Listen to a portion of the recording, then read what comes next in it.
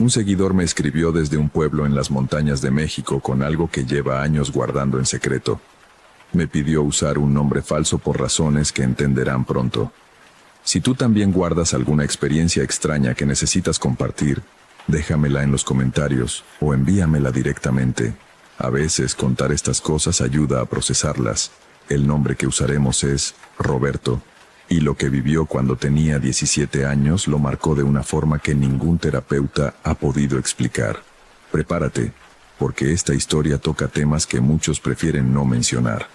Me llamo Roberto, aunque ese no es mi verdadero nombre. Tengo 34 años ahora, pero lo que voy a contar pasó cuando tenía 17. Han pasado casi 2 décadas y todavía me despierto algunas noches con el corazón acelerado, recordando aquellos meses. Nunca lo había contado completo, ni siquiera a mi esposa, pero siento que necesito sacarlo, que tal vez compartiéndolo pueda finalmente dejarlo ir. Crecí en un pueblo pequeño en la Sierra Madre, en México. No voy a decir exactamente dónde, pero era de esos lugares donde todo el mundo se conoce, donde las tradiciones viejas todavía importan más que cualquier modernidad, donde la gente todavía cree en cosas que en la ciudad te llamarían supersticioso por mencionar. Mi familia era normal. Papá trabajaba en una maderera, mamá cuidaba una tienda de abarrotes. Yo era el mayor de 3 hermanos. Era buen estudiante, jugaba fútbol los fines de semana, tenía amigos, una vida común. Pero había algo que me hacía diferente y que yo trataba de ocultar. Podía ver cosas. Desde niño, veía sombras que otros no veían, escuchaba susurros cuando no había nadie cerca. Al principio se lo dije a mi mamá, pero ella se asustó tanto que me llevó con el cura del pueblo. El padre Martín me dijo que rezara, que no le hiciera caso a esas visiones que eran trucos del diablo. Así que aprendí a callarme, a pretender que no pasaba nada. Con los años desarrollé una especie de mecanismo de defensa mental. Cuando veía algo raro, simplemente miraba hacia otro lado. Cuando escuchaba voces, me ponía audífonos. Funcionó durante mucho tiempo, hasta que conocí a Valeria. Valeria llegó al pueblo en septiembre de 2007. Tenía mi edad, 17 años. Su familia se había mudado desde Guadalajara porque su padre había conseguido trabajo como contador en el municipio. Era hermosa, con cabello negro largo hasta la cintura, ojos oscuros y una sonrisa que iluminaba cualquier habitación. Pero había algo más en ella, algo que yo podía sentir pero no explicar. Nos hicimos amigos casi inmediatamente. Íbamos a la misma escuela, compartíamos algunas clases. Me gustaba estar cerca de ella porque cuando estábamos juntos, las sombras que normalmente veía parecían retroceder. Me sentía más ligero, más normal. Un mes después de conocernos, durante un descanso entre clases, Valeria me preguntó algo que nadie me había preguntado antes. «Tú también los ves, ¿verdad?» Me quedé helado. Traté de hacerme el desentendido, pero ella puso su mano sobre la mía. «No tienes que mentir conmigo, Roberto. Yo también veo cosas. Siempre las he visto». Fue como si alguien quitara un peso enorme de mis hombros. Por primera vez en años, hablé honestamente sobre lo que me pasaba. Valeria entendía todo. Ella veía lo mismo que yo, tal vez más. Me explicó que algunas personas nacen con esa sensibilidad, que es como tener un sexto sentido para lo que existe más allá del velo de lo visible. Mi abuela era así, me dijo. Ella me enseñó que no hay que temerle, solo respetarlo. El mundo espiritual existe paralelo al nuestro. La mayoría de la gente no puede percibirlo, pero nosotros sí. Empezamos a pasar todo nuestro tiempo libre juntos.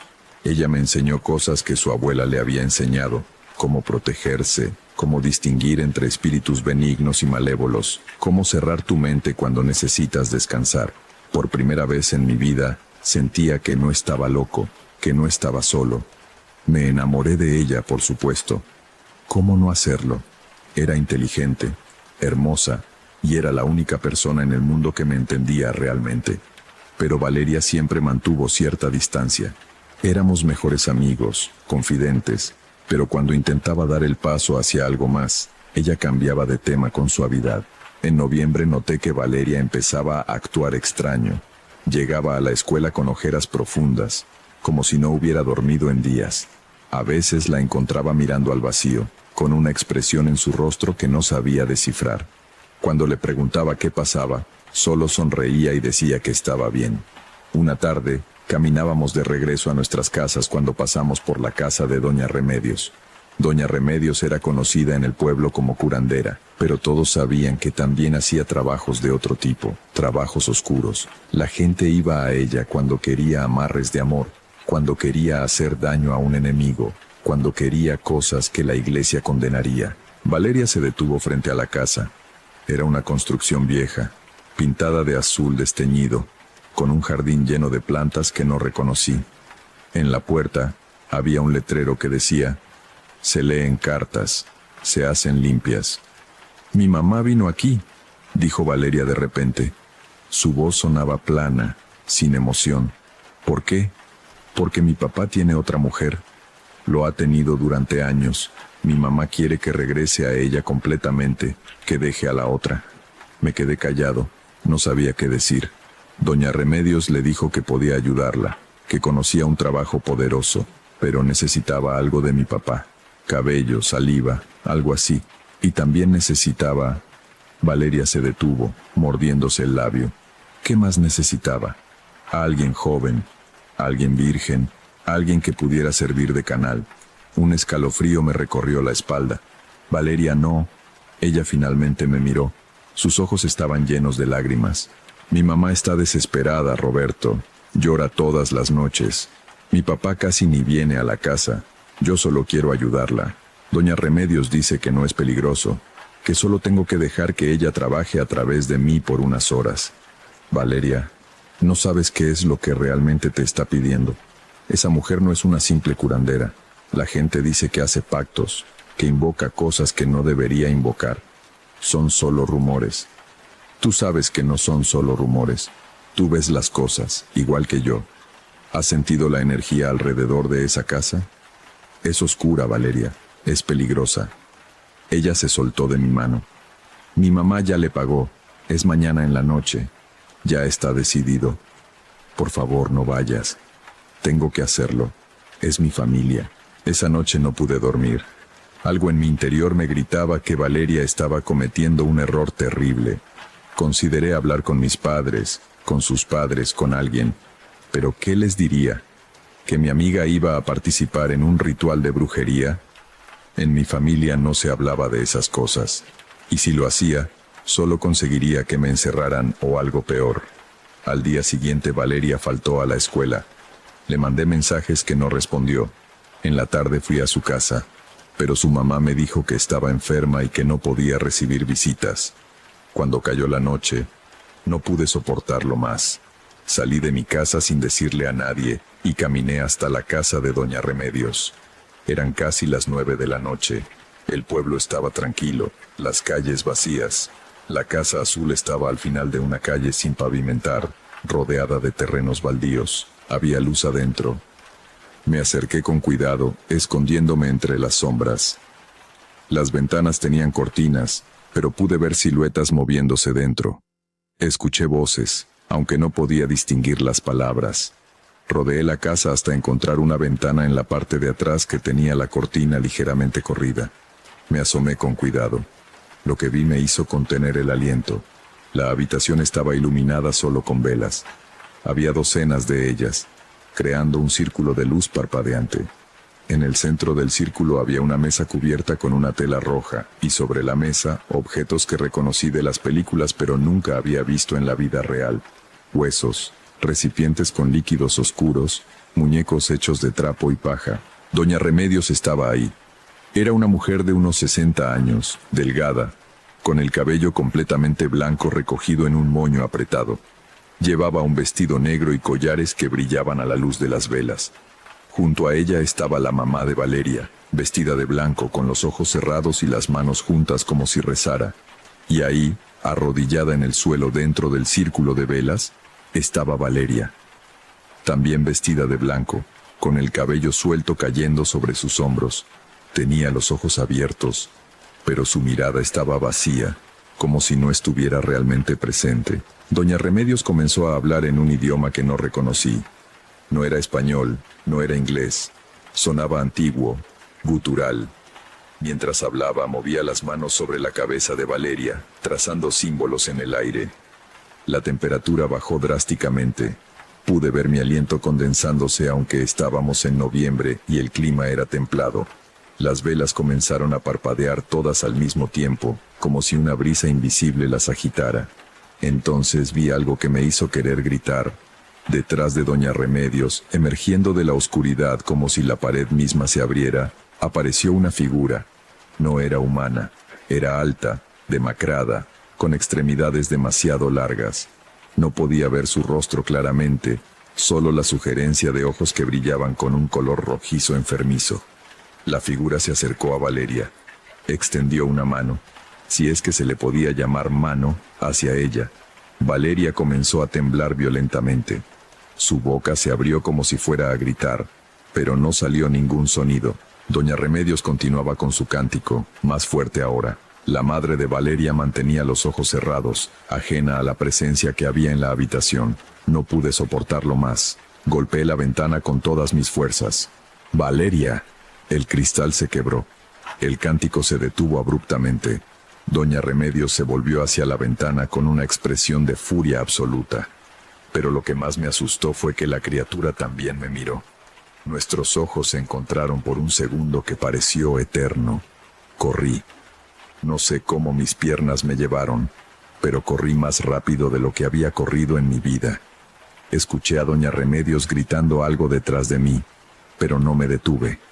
Corrí por las calles oscuras del pueblo, tropezando, cayendo, levantándome, hasta que llegué a mi casa.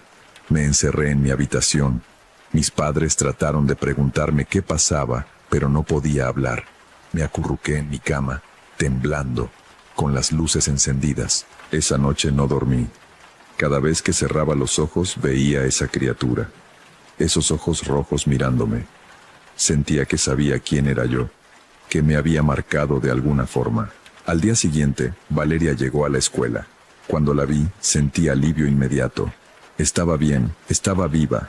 Corrí hacia ella. Valeria, gracias a Dios. Anoche yo. Pero cuando me miró, algo estaba mal. Sus ojos eran los mismos, su rostro era el mismo, pero había algo diferente en la forma en que me miraba, como si no me reconociera completamente. Hola, Roberto, dijo. Su voz sonaba normal, pero había un tono extraño en ella, demasiado calmada, demasiado controlada. ¿Estás bien? Yo fui a la casa de doña Remedios anoche, vi. No sé de qué hablas, me interrumpió. Estuve enferma en mi casa toda la noche. Valeria, yo te vi. Estabas en esa habitación, había una cosa, una criatura. Ella se acercó a mí, puso una mano en mi hombro y me miró directamente a los ojos. Cuando habló, su voz era apenas un susurro. Olvídalo, Roberto. Olvida lo que viste, por tu propio bien. Se dio la vuelta y se alejó dejándome parado en medio del patio de la escuela, con más preguntas que respuestas. Durante las siguientes semanas, Valeria cambió. Era sutil al principio. Pequeñas cosas. Ya no quería hablar sobre las cosas que veíamos. Cuando le preguntaba sobre aquella noche, cambiaba de tema. Empezó a alejarse de mí, a pasar tiempo con otras personas. Pero lo más extraño era lo que yo percibía alrededor de ella. Esa oscuridad que había sentido en la casa de doña Remedios ahora la seguía. Era como una sombra que no se correspondía con su cuerpo, que se movía de forma independiente. A veces, cuando la miraba de reojo, juraba ver algo moviéndose detrás de ella, algo alto y delgado. Traté de advertirle. Una tarde la alcancé después de clases. Valeria, algo está mal. Puedo verlo. Hay algo contigo, algo que trajiste de aquella noche.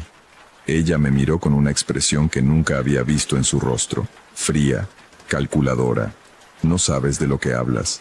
Sí lo sé. Y tú también lo sabes. Esa cosa, la que doña Remedios invocó, se quedó contigo. Está usando tu cuerpo como... Suficiente, dijo con una voz que no era completamente suya. Había un eco en ella, como si dos personas hablaran al mismo tiempo. Aléjate de mí, Roberto. No te metas en cosas que no comprendes. Esa fue la última conversación real que tuvimos. Los cambios en Valeria se aceleraron. En diciembre, había perdido mucho peso. Su piel tenía un tono grisáceo. Faltaba a clases con frecuencia. Cuando sí iba, La veía sentada en el fondo del salón, mirando al vacío, moviendo los labios como si hablara con alguien que nadie más podía ver. Sus padres la llevaron con doctores. No encontraron nada físicamente mal. Entonces la llevaron con psicólogos. Le diagnosticaron depresión, ansiedad. Le dieron medicamentos que ella no tomaba. Yo la vigilaba desde la distancia. Me dolía verla deteriorarse así. Intenté hablar con su mamá, insinuar que tal vez lo que habían hecho en casa de doña Remedios tenía algo que ver, pero ella no quería escuchar. Me dijo que estaba loco, que la dejara en paz. Intenté ir con el padre Martín, el cura del pueblo. Le conté todo, esperando que él pudiera ayudar. Me escuchó con expresión grave. Lo que describes, hijo, es una posesión, o algo parecido. Esa mujer, doña Remedios, abrió una puerta que no debió abrir. Y ahora algo del otro lado está usando a tu amiga. ¿Puede ayudarla, padre? ¿Puede hacer un exorcismo o algo así? Necesitaría el permiso de la familia. Y por lo que me cuentas, no están dispuestos a aceptar la verdad. Entonces, ¿qué puedo hacer? El padre Martín me miró con tristeza. Reza por ella, hijo, y protégete. Si esa entidad sabe que tú puedes verla, que interrumpiste su ritual, podría ser el siguiente objetivo. Sus palabras me aterraron, pero tenía razón. Desde aquella noche, yo también había notado cambios. Veía más sombras que antes, escuchaba susurros constantes, y a veces, en la madrugada, sentía una presencia en mi habitación. Algo que me observaba desde las esquinas oscuras. Empecé a llevar conmigo cosas que el padre Martín me dio. Una medalla de San Benito, agua bendita en una botellita pequeña, oraciones escritas en papelitos que guardaba en mis bolsillos. Me decía a mí mismo que era superstición, pero en el fondo sabía que necesitaba toda la protección posible. Enero llegó y con él regresamos a clases después de las vacaciones de invierno. Valeria volvió, pero era irreconocible. Había perdido tanto peso que su ropa le quedaba enorme. Tenía el cabello opaco y maltratado. Sus ojos, que antes brillaban con inteligencia y vida, ahora estaban hundidos y rodeados de ojeras profundas. Un día, a mediados de enero, me encontró en el pasillo de la escuela. Hacía semanas que no hablábamos directamente. «Roberto», susurró, acercándose tanto que pude oler su aliento. Olía a algo podrido, enfermo. «Necesito tu ayuda». «¿Qué pasó? ¿Qué necesitas?» «Está dentro de mí. La cosa que viste aquella noche». Doña Remedios la llamó y ahora no se va. «Está creciendo, Roberto. Cada día es más fuerte. Pronto no quedará nada de mí. Tenemos que sacarla. El padre Martín puede ayudar». «No», me interrumpió, agarrando mi brazo con una fuerza sorprendente. «No hay forma de sacarla sin matarme. Está muy arraigada. Mis padres no me creen. Los doctores no entienden. Tú eres el único que puede verla, que puede entender. ¿Qué quieres que haga?» Sus ojos se llenaron de lágrimas. «Cuando ya no sea yo, cuando esa cosa tome control completo, quiero que lo cuentes. Que le digas a la gente lo que realmente pasó. Que adviertas a otros sobre doña Remedios y sus trabajos. Prométemelo». «Valeria, no digas eso. Vamos a encontrar una forma». «Prométemelo, Roberto». Le sostuve la mirada. Asentí. «Te lo prometo». Ella sonrió débilmente. Por un segundo vi un destello de la chica que había conocido en septiembre. Luego se alejó por el pasillo sin mirar atrás. Fue la última vez que la vi caminando por su propia voluntad. 2 días después, Valeria tuvo un colapso en medio de la clase de matemáticas. Comenzó a convulsionar, a hablar en idiomas que nadie conocía. Tomó la fuerza de 3 maestros sostenerla. La ambulancia se la llevó al hospital regional. Yo quise visitarla, pero no me dejaron entrar. Desde afuera de su habitación podía escuchar gritos. No eran gritos normales, eran guturales, animales. Y entre los gritos, escuchaba risas. Risas que no eran de este mundo. Los doctores no sabían qué hacer. Los medicamentos no funcionaban. Valeria se arrancaba las vías intravenosas, mordía a las enfermeras. Hablaba en idiomas antiguos que ningún traductor pudo identificar. Finalmente, desesperados, sus padres accedieron a que el padre Martín intentara un exorcismo. No me permitieron estar presente, pero el padre Martín me contó después lo que pasó. Entró a la habitación con agua bendita, crucifijos, la Biblia. Comenzó las oraciones del ritual romano de exorcismo. La cosa dentro de Valeria se rió de él. Habló en latín perfecto, burlándose de sus oraciones. Levitó la cama a varios metros del suelo. Hizo que los objetos volaran por la habitación. El padre Martín continuó con las oraciones, durante horas, hasta que su voz quedó ronca. Pero al final, no funcionó. La entidad era demasiado fuerte. Estaba demasiado arraigada en Valeria. O tal vez ella la había dejado entrar voluntariamente esa noche en casa de Doña Remedios, y eso le daba un poder que ninguna oración podía romper. Valeria fue transferida a una institución psiquiátrica en la ciudad. Oficialmente tenía un brote psicótico severo, pero yo sabía la verdad. La vi una última vez antes de que se la llevaran. Me colé al hospital de madrugada. Entré a su habitación. Estaba atada a la cama con correas de cuero. Cuando me vio, sonrió, pero no era su sonrisa. «Roberto», dijo, con esa voz que no era la suya, «qué bueno que viniste a despedirte. Valeria, si aún estás ahí, pelea. No la dejes ganar». La cosa se rió. «Valeria ya no está aquí. Bueno, está, pero es como un susurro en el fondo, observando, sintiendo todo lo que hago con su cuerpo, pero sin poder hacer nada al respecto». Me acerqué a la cama con el corazón roto. ¿Por qué? ¿Por qué ella? Porque ella abrió la puerta. Porque ella dijo que sí. Tu amiga quería tanto ayudar a su madre que estuvo dispuesta a hacer el canal. Y ahora, la criatura dentro de Valeria estiró el cuello de una forma que ningún humano podría hacer. Ahora tengo un cuerpo. Después de tanto tiempo en el otro lado, finalmente puedo tocar, saborear, sentir este mundo. Eres un monstruo. Soy lo que ustedes llaman cuando no entienden las consecuencias. Doña Remedios sabía lo que estaba haciendo. Ella me ofreció esta chica a cambio de un favor. El amarrar el corazón de un hombre infiel a su esposa. Un comercio justo, ¿no crees? Suéltala. No puedo. El pacto está hecho. Esta carne es mía hasta que se pudra y caiga de mis huesos. Podría ser décadas. Sentí lágrimas rodando por mis mejillas. Pero no te preocupes, Roberto. Prometo cuidar bien de este cuerpo. Y además, sus ojos, que alguna vez fueron de Valeria, brillaron con ese rojo enfermizo que había visto aquella noche. Tú también tienes un don. Tú también puedes ver más allá del velo. Cuando este cuerpo finalmente falle, tal vez busque uno nuevo. Uno como el tuyo. El terror me heló. Retrocedí hasta chocar con la pared. Aléjate de mí. No todavía. Pero algún día, espera y verás. Salí corriendo de esa habitación y nunca regresé. La familia de Valeria se mudó del pueblo un mes después. No supe más de ella durante años. Bloqueé su número. Bloqueé a toda su familia en redes sociales. Traté de olvidar. Me sumergí en mis estudios. Me mudé a la ciudad para la universidad.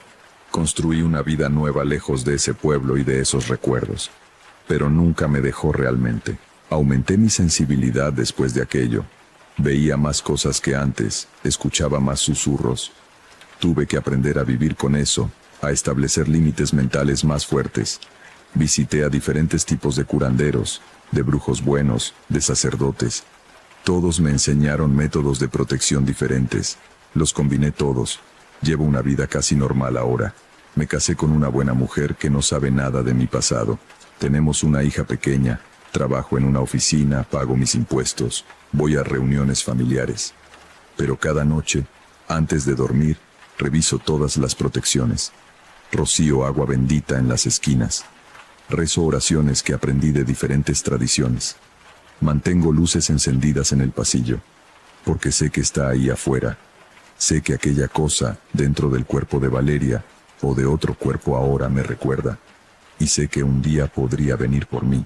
Hace 3 años, recibí un mensaje en Facebook de un número desconocido. Era una foto. En ella se veía a Valeria, o al menos su cuerpo, parada frente a un espejo. Pero en el reflejo, lo que se veía no era humano. Era esa criatura alta y demacrada, con sus ojos rojos brillando en la oscuridad. Debajo de la foto, un mensaje. Todavía te recuerdo. Borré mi cuenta de Facebook esa misma noche. Cambié mi número de teléfono. Me mudé a otra ciudad. pero sé que no importa qué tan lejos corra. Si esa cosa realmente me quiere, eventualmente me encontrará. Por eso escribo esto ahora, para cumplir la promesa que le hice a Valeria, para advertir a quien lea esto sobre los peligros de meterse con fuerzas que no comprendemos. Doña Remedios sigue viva, sigue haciendo sus trabajos en ese pueblo. Otras personas siguen acudiendo a ella, desesperadas por soluciones a sus problemas. Y ella sigue invocando cosas del otro lado, ofreciendo cuerpos jóvenes como canales. Si alguna vez están desesperados, si alguna vez consideran recurrir a estas prácticas oscuras, piensen en Valeria. Piensen en una chica de 17 años que solo quería ayudar a su madre, que terminó siendo prisionera en su propio cuerpo, viendo cómo una entidad demoníaca usa su carne para caminar en este mundo. No todos los problemas tienen solución. Y algunas soluciones tienen un precio que es demasiado alto para pagar. Yo vivo cada día con el peso de no haber podido salvarla.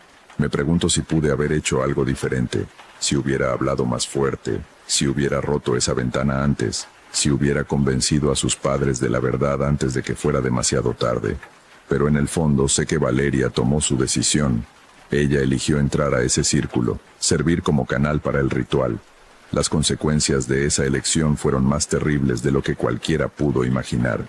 A veces, en las noches cuando no puedo dormir, me pregunto si una parte de Valeria sigue ahí dentro, atrapada, consciente de todo lo que esa cosa hace con su cuerpo. Es un pensamiento que me destroza. Espero, con todo mi corazón, que esté equivocado.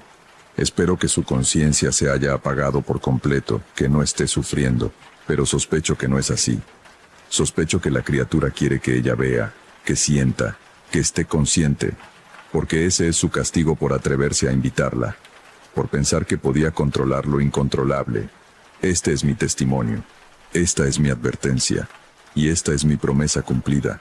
Valeria, si alguna parte de ti aún puede escucharme, lo siento. Siento no haber podido salvarte. Siento haber sobrevivido cuando tú no lo hiciste. Y prometo que nunca olvidaré lo que sacrificaste, aunque ese sacrificio haya sido involuntario y terrible. Que encuentres paz, donde quiera que estés. Hasta aquí llega el testimonio que me compartieron. Roberto me pidió específicamente que lo compartiera como advertencia. Si conocen a alguien considerando este tipo de prácticas, por favor compartan esta historia. A veces las consecuencias de nuestras decisiones van mucho más allá de lo que podemos imaginar. Si viviste algo similar o conoces casos parecidos, déjalo en los comentarios. Esta comunidad existe para que compartamos estas experiencias y aprendamos unos de otros. Suscríbete si quieres más historias reales cada semana. Cuídate, protégete y que descanses en paz esta noche.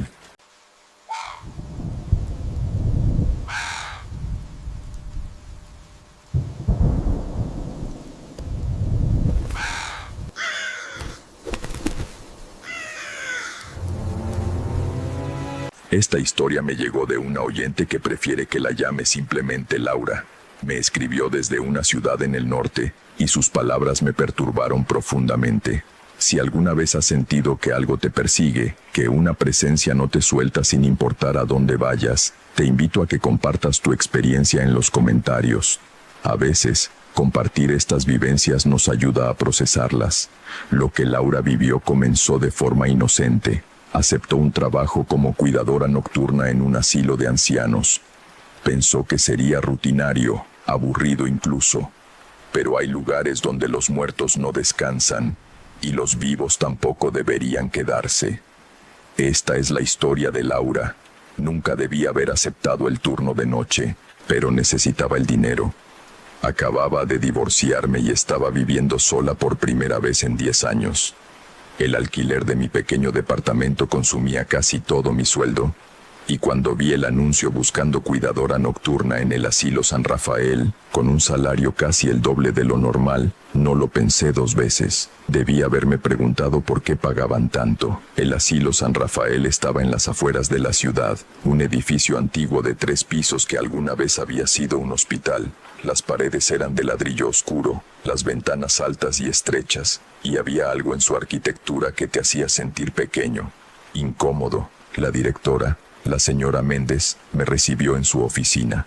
Era una mujer de unos 60 años, delgada hasta los huesos, con el cabello completamente gris recogido en un moño apretado. ¿Ha trabajado antes en cuidado de ancianos?, me preguntó sin levantar la vista de mi currículum.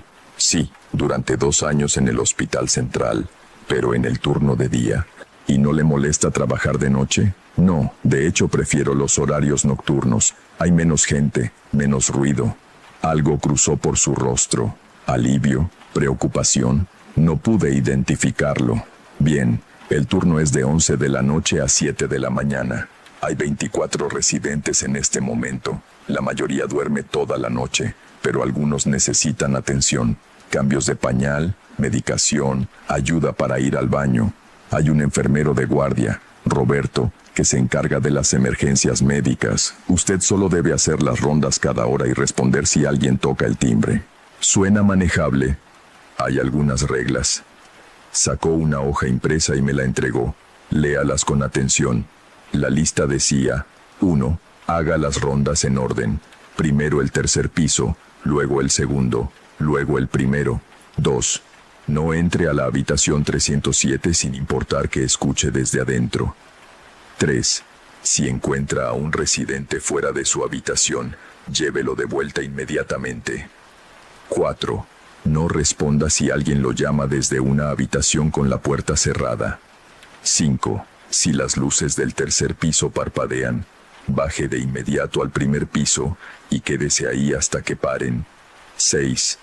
Mantenga siempre su radio encendida. 7. No mire por las ventanas después de las 3 de la mañana. Levanté la vista, confundida. ¿Esto es en serio? Completamente. Son protocolos de seguridad basados en experiencias pasadas. ¿Qué tipo de experiencias? La señora Méndez cerró mi carpeta. El tipo que hace que las personas renuncien. Hemos tenido 17 cuidadores nocturnos en los últimos 2 años. Ninguno dura más de 3 meses. Si usted puede quedarse al menos 6 meses, recibirá un bono de permanencia. Debí haberme ido en ese momento, pero 17 personas en 2 años significaba que estaban desesperados. Y personas desesperadas pagan bien. Acepto el trabajo. La señora Méndez suspiró. Que Dios la ayude entonces. Mi primer turno fue un martes. Roberto, el enfermero de guardia, era un hombre de unos 40 años, con barriga prominente y una sonrisa amable que no llegaba a sus ojos. ¿Leíste las reglas?, me preguntó mientras me mostraba la estación de enfermería en el primer piso. Sí, aunque parecen un poco extrañas. Lo sé, yo también pensé que era una tontería cuando empecé. Pero créeme, Laura, síguelas al pie de la letra. ¿Qué pasa si no lo hago? Se quedó en silencio un largo momento. Cosas malas, cosas que no tienen explicación lógica. ¿Cómo que? Prefiero no hablar de eso. Solo sigue las reglas. Haz tus rondas. Y si algo se siente mal, muy mal, llámame por radio inmediatamente. Me mostró cómo usar el radio, dónde estaban los suministros, y me dio un llavero con las llaves maestras. A las 11 en punto, comenzó oficialmente mi turno. El asilo de noche era un lugar completamente diferente al que había visto durante el día en mi entrevista. Los pasillos estaban apenas iluminados por luces de emergencia que proyectaban sombras largas y distorsionadas. El aire acondicionado hacía un ruido constante, como un susurro grave que nunca paraba, y había un olor difícil de describir. No era desagradable exactamente, pero tampoco agradable, algo entre medicamento viejo y flores marchitas. Mi primera ronda fue tranquila. Subí al tercer piso usando la escalera. El elevador funcionaba, pero Roberto me había aconsejado usar las escaleras. Es más seguro, había dicho sin explicar por qué. El tercer piso tenía 8 habitaciones. Revisé cada una, asomándome silenciosamente. Todos los residentes estaban dormidos, respirando con esos sonidos ásperos y trabajosos propios de la edad. Todas excepto la habitación 307. Cuando pasé frente a esa puerta, escuché algo. Un llanto, suave, como de un niño. Recordé la regla. No entre a la habitación 307 sin importar que escuche desde adentro. Me quedé parada frente a la puerta, indecisa. El llanto continuaba, entrecortado, doloroso de escuchar. «Hola», llamé suavemente. El llanto se detuvo abruptamente. Esperé, nada. Seguí con mi ronda. El segundo piso, el primer piso, todo normal. Volví a la estación de enfermería y anoté en la bitácora. Primera ronda completada, todo tranquilo. Roberto asintió desde su escritorio donde leía una revista. Bien, la próxima en 1 hora. La segunda ronda fue igual que la primera, excepto que esta vez, cuando pasé por la 307, la puerta estaba entreabierta.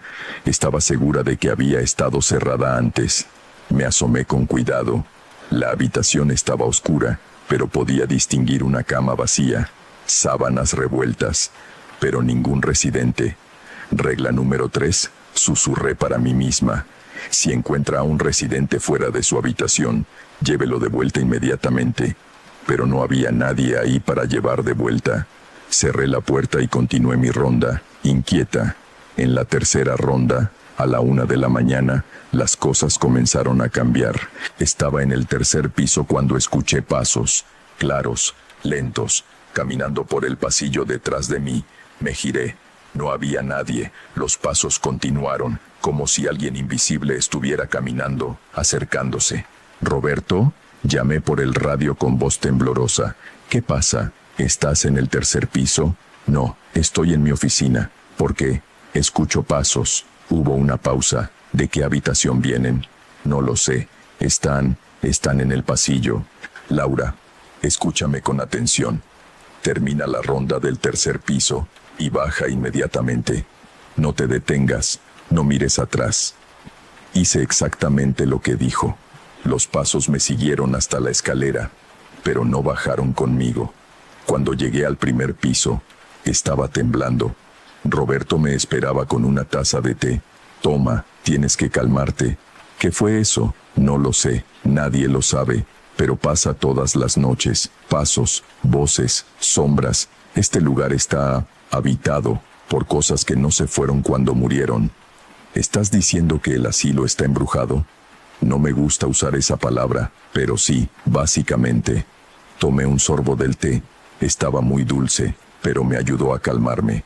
¿Por qué no me lo dijeron antes de contratarme? Porque nadie lo creería sin verlo. Y necesitamos el personal. Los residentes necesitan atención. No podemos simplemente cerrar el lugar. ¿Por qué no los trasladan a otro asilo? Porque este es el único que acepta a cierto tipo de residentes. Los que no tienen familia. Los que no tienen dinero, los que nadie más quiere. Roberto se reclinó en su silla. La mayoría de ellos han estado aquí durante años. Este es su hogar. Y algunos ya murieron aquí, pero sus espíritus se quedaron, incluida la habitación 307, especialmente la 307, bajó la voz. Hace 5 años, una mujer llamada Dolores Ramírez vivía en esa habitación. Tenía demencia avanzada. Una noche, durante una tormenta, se cayó de su cama y se golpeó la cabeza. Murió sola, en la oscuridad, llamando por ayuda. Nadie la escuchó hasta la mañana siguiente. Sentí un escalofrío. El llanto que escuché es ella. Todavía está ahí, todavía pidiendo ayuda. Por eso nunca entramos, porque si entras, ella piensa que has venido a ayudarla y no te deja ir. Las siguientes rondas fueron cada vez más inquietantes. A las 2 de la mañana, encontré a un residente fuera de su habitación en el segundo piso. Un anciano en silla de ruedas, mirando la pared en blanco. «Señor Gutiérrez», lo llamé suavemente. Sabía su nombre por la lista que Roberto me había dado. «¿Qué hace despierto?» No respondió, no se movió. Me acerqué y toqué su hombro. Estaba frío, demasiado frío. «Señor Gutiérrez». Lentamente, muy lentamente, giró su cabeza hacia mí. Sus ojos estaban completamente blancos, sin pupilas, sin iris, solo blanco. Retrocedí con un grito ahogado. Él sonrió. «Tan joven, tan llena de vida. Hace tanto que no siento vida. Roberto», hablé urgentemente por el radio. «Tengo una emergencia en el segundo piso». La sonrisa del anciano se amplió, antinatural, demasiado ancha. «No vendrá a tiempo». Sus manos, esqueléticas y temblorosas, se extendieron hacia mí. Corrí Corrí por el pasillo, bajé las escaleras tropezando, mi corazón latiendo tan fuerte que podía escucharlo en mis oídos. Roberto me encontró en el primer piso, hiperventilando. ¿Qué pasó?, le conté entre sollozos. Él suspiró pesadamente. El señor Gutiérrez murió hace 3 días. Lo encontramos en su habitación, infarto, pero no hemos podido remover su presencia. A veces todavía aparece en su silla de ruedas. Esto es una locura, esto no puede ser real. Lo sé, pero lo es, y ahora que lo has visto, ya no puedes ignorarlo. Renuncio. Puedes hacerlo, nadie te culparía, pero piénsalo hasta el final del turno. El bono de permanencia podría cambiar tu vida. Me quedé porque era estúpida, porque necesitaba el dinero, porque alguna parte de mí, la parte curiosa y terca, quería entender. A las 3 de la mañana, las luces del tercer piso comenzaron a parpadear. Estaba en el segundo piso cuando lo vi. Las luces del techo parpadeando rápidamente, on-off, en un patrón frenético. Recordé la regla. Si las luces del tercer piso parpadean, baje de inmediato al primer piso y quédese ahí hasta que paren. Bajé corriendo. Roberto ya estaba en alerta. ¿Las viste? Sí. Bien que bajaste. Cuando parpadean así, significa que algo está muy activo arriba. Es peligroso estar cerca. ¿Qué está activo? No lo sé exactamente. Pero los pocos cuidadores que ignoraron esa regla y subieron durante los parpadeos, ninguno volvió a ser el mismo. Uno quedó catatónico. Otra desarrolló ataques de pánico severos. Otro juró que vio el infierno mismo. Las luces parpadearon durante 15 minutos. Luego se detuvieron abruptamente, volviendo a su brillo normal y constante. «Ya puedes continuar», dijo Roberto, pero yo no quería. No quería volver arriba. No quería ver qué había causado ese parpadeo. El resto de la noche pasó en una neblina de miedo constante. Cada sombra parecía moverse. Cada sonido era potencialmente amenazante. Saltaba ante el más mínimo ruido. A las 6 de la mañana, cuando estaba a punto de terminar mi turno, violé una regla. Estaba haciendo mi última ronda cuando pasé por una ventana en el tercer piso. El cielo todavía estaba oscuro. Técnicamente eran pasadas las 3 de la mañana cuando la regla decía no mirar, pero pensé que cerca del amanecer estaría bien. Miré por la ventana y vi algo en el jardín abajo. Figuras, muchas figuras, paradas en el césped, completamente inmóviles, todas mirando hacia arriba, hacia las ventanas del asilo, hacia mí. No eran humanas, no completamente, tenían formas vagamente humanoides, pero estaban distorsionadas, demasiado altas, demasiado delgadas, con extremidades que doblaban en ángulos imposibles, y todas me miraban. Retrocedí de la ventana, el corazón en la garganta. Cuando volví a mirar, no había nada. El jardín estaba vacío, pero sabía lo que había visto. A las 7 en punto, terminó mi turno. La cuidadora del día, una mujer mayor llamada Estela, llegó puntual. «¿Cómo estuvo la noche?», preguntó alegremente. «Tranquila», mentí. Roberto me miró, pero no dijo nada. Conduje a casa en piloto automático, mi mente reproduciendo todo lo que había visto. Los pasos invisibles, el anciano de ojos blancos, las luces parpadeantes, las figuras en el jardín. Debí renunciar ese mismo día, pero no lo hice. Volví la noche siguiente, y la siguiente, y la siguiente, porque Roberto tenía razón. Una vez que ves, no puedes ignorarlo. Y alguna parte perversa de mí necesitaba entender, necesitaba saber más. Las noches se volvieron una rutina de horror. Cada turno traía nuevos fenómenos, nuevas experiencias que desafiaban la realidad. Empecé a reconocer patrones. Las figuras en el jardín aparecían solo en noches de luna nueva. Los pasos en el tercer piso siempre comenzaban a la 1 y terminaban a las 3. El llanto desde la 307 era más fuerte los martes, y aprendí más sobre los residentes, los vivos y los muertos. El señor Gutiérrez no era el único fantasma. Había al menos 7 más que Roberto podía identificar. Antiguos residentes que habían muerto en el asilo y nunca se fueron.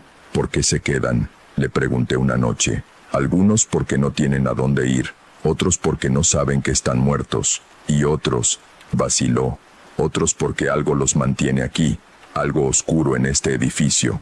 ¿Algo oscuro? Este lugar no siempre fue un asilo. Hace mucho tiempo, en los años 40, era un hospital psiquiátrico. Hacían experimentos, tratamientos brutales. Muchos pacientes murieron aquí en circunstancias horribles. Sus sufrimientos dejaron una marca, una mancha en el edificio mismo. ¿Por qué no lo cierran? ¿Por qué permitir que siga funcionando? Porque a pesar de todo sigue siendo necesario. Los residentes que están aquí no tienen otro lugar. ¿Y los muertos? Bueno, ya están aquí de todas formas. Cerrar el edificio no los haría desaparecer.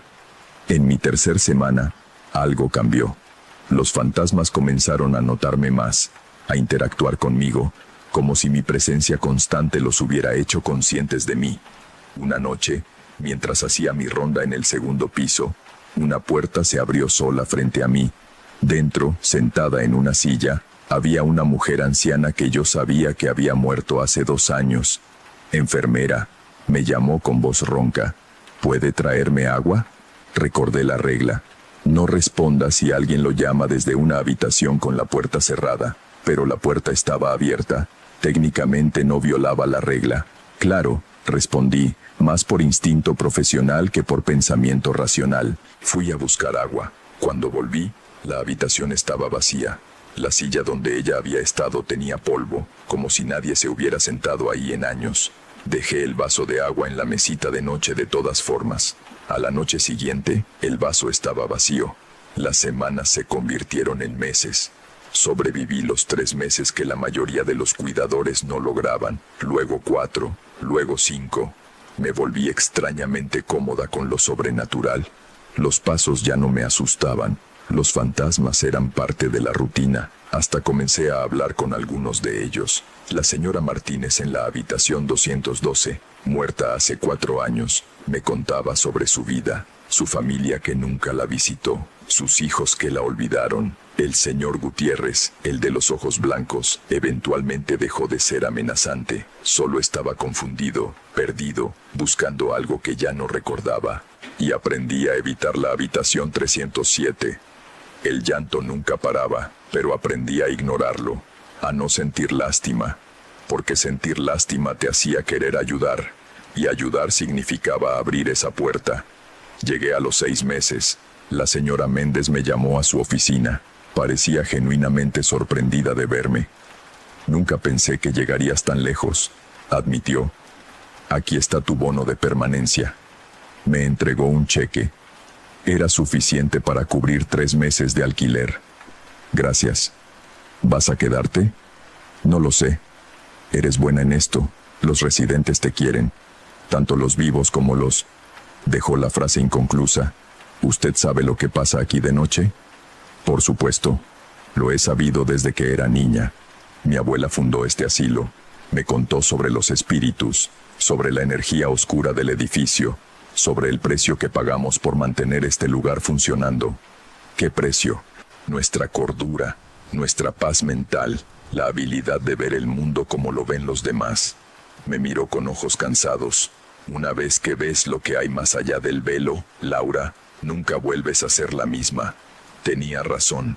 Renuncié esa semana, no porque tuviera miedo. Ya había superado el miedo. Renuncié porque me di cuenta de algo aterrador. Me estaba acostumbrando. Los fantasmas se estaban volviendo más reales para mí que los vivos. Empezaba a preferir mis conversaciones nocturnas con los muertos que mis interacciones diurnas con personas normales. Estaba cruzando una línea, y si no me detenía, podría no poder volver. Eso fue hace 3 años. Ahora trabajo en una oficina, un trabajo de día, normal, aburrido, sin fantasmas, sin fenómenos inexplicables. Pero a veces, en las noches muy silenciosas, escucho pasos en mi departamento, pasos que reconozco, y a veces veo figuras de pie fuera de mi ventana, altas, delgadas, mirándome, porque Roberto tenía razón. Una vez que ves, no puedes volver a no ver. El velo se ha levantado para mí, y nunca volverá a bajar completamente. Aquí termina lo que Laura me compartió. Ahora trabaja rodeada de gente. Dice que necesita el ruido y la vida para no perderse en el silencio, donde los muertos hablan más fuerte. Si trabajaste en algún lugar donde sentiste presencias, donde las noches no eran del todo normales. Me gustaría que lo compartieras en los comentarios. Estas historias nos conectan de formas extrañas. Gracias por escuchar y que pases una noche tranquila.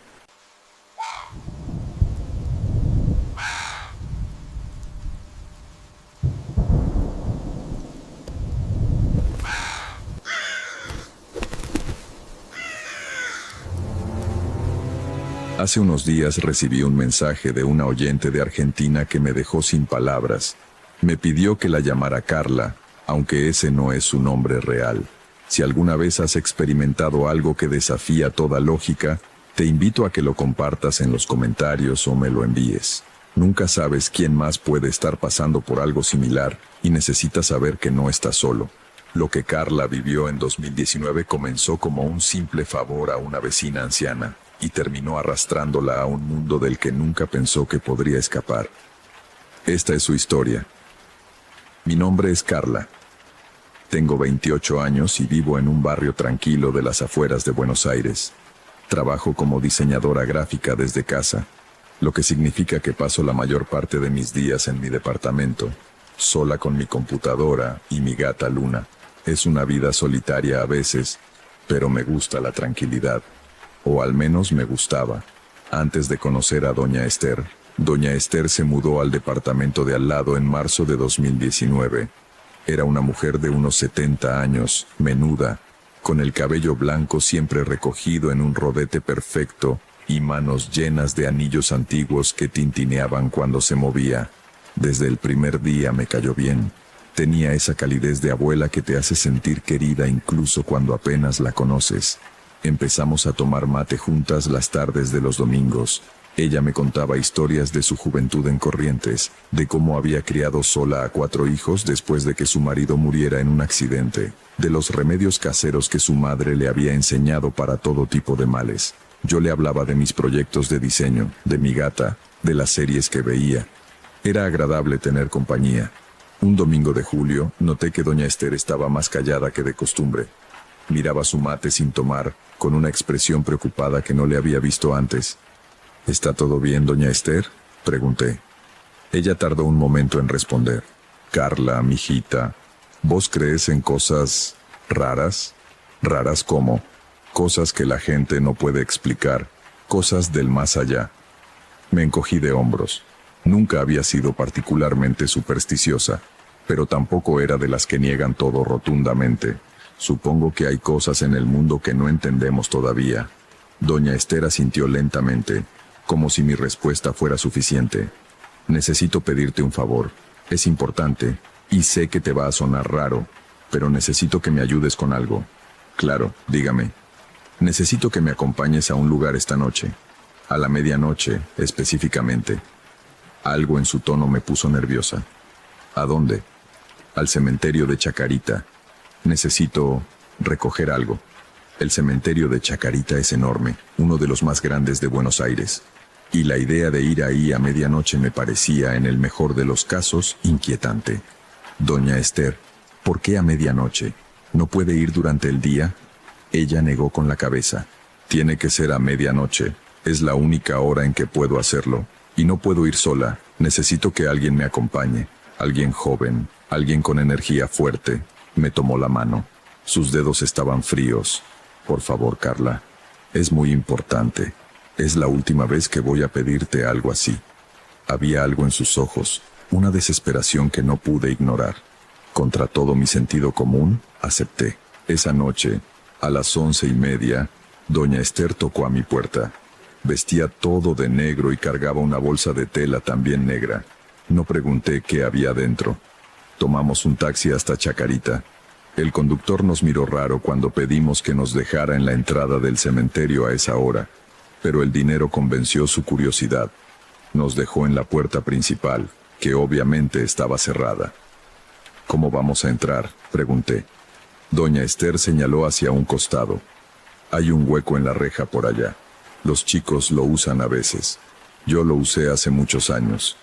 Efectivamente, a unos 50 metros, había una sección de la reja donde los barrotes estaban lo suficientemente separados como para que una persona delgada pudiera pasar. Doña Esther pasó primero, con una agilidad sorprendente para su edad. Yo la seguí, sintiendo cómo el metal frío raspaba mi chamarra. Adentro el cementerio era un laberinto de monumentos, tumbas y mausoleos que se extendían en todas direcciones. La luz de la luna llena iluminaba las estatuas de ángeles y vírgenes, creando sombras alargadas que parecían moverse cuando no las mirabas directamente. El silencio era absoluto, roto solo por el crujido de nuestros pasos sobre el camino de grava. ¿A dónde vamos exactamente?, susurré. No sé por qué susurraba, pero hablar en voz normal en ese lugar parecía una profanación. Al sector viejo, a la tumba de mi madre. Caminamos durante lo que parecieron horas, pero probablemente fueron solo 20 minutos. Doña Esther se movía con seguridad, conociendo cada vuelta, cada camino. Finalmente se detuvo frente a una tumba antigua con una lápida de mármol gris casi completamente cubierta de líquenes. Podía leer apenas: aquí yace Marta Galíndez de Rojas, 1920-1995. Doña Esther se arrodilló frente a la tumba y sacó cosas de su bolsa: velas negras, un cuchillo pequeño con mango de hueso, una botella con un líquido oscuro y algo envuelto en tela roja que no pude identificar. Mi estómago se revolvió. Esto no era solo una visita sentimental a la tumba de su madre. Doña Esther, ¿qué está haciendo? Ella no respondió. Comenzó a encender las velas y a colocarlas en un círculo alrededor de la tumba. Luego desenvolvió la tela roja. Adentro había una muñeca antigua, hecha de trapo, con botones negros como ojos y cabello humano cosido a la cabeza. Me dio escalofríos. Necesito que te pares ahí, dijo, señalando un punto específico detrás de la lápida. Y no te muevas, no importa lo que veas o escuches, ¿entendés? Doña Esther, no sé si... Carla. Su voz era firme ahora, con un filo que nunca le había escuchado. Te necesito aquí, ya estamos acá, no me podés dejar ahora. Tenía razón, ya estábamos adentro del cementerio a medianoche, rodeadas de tumbas.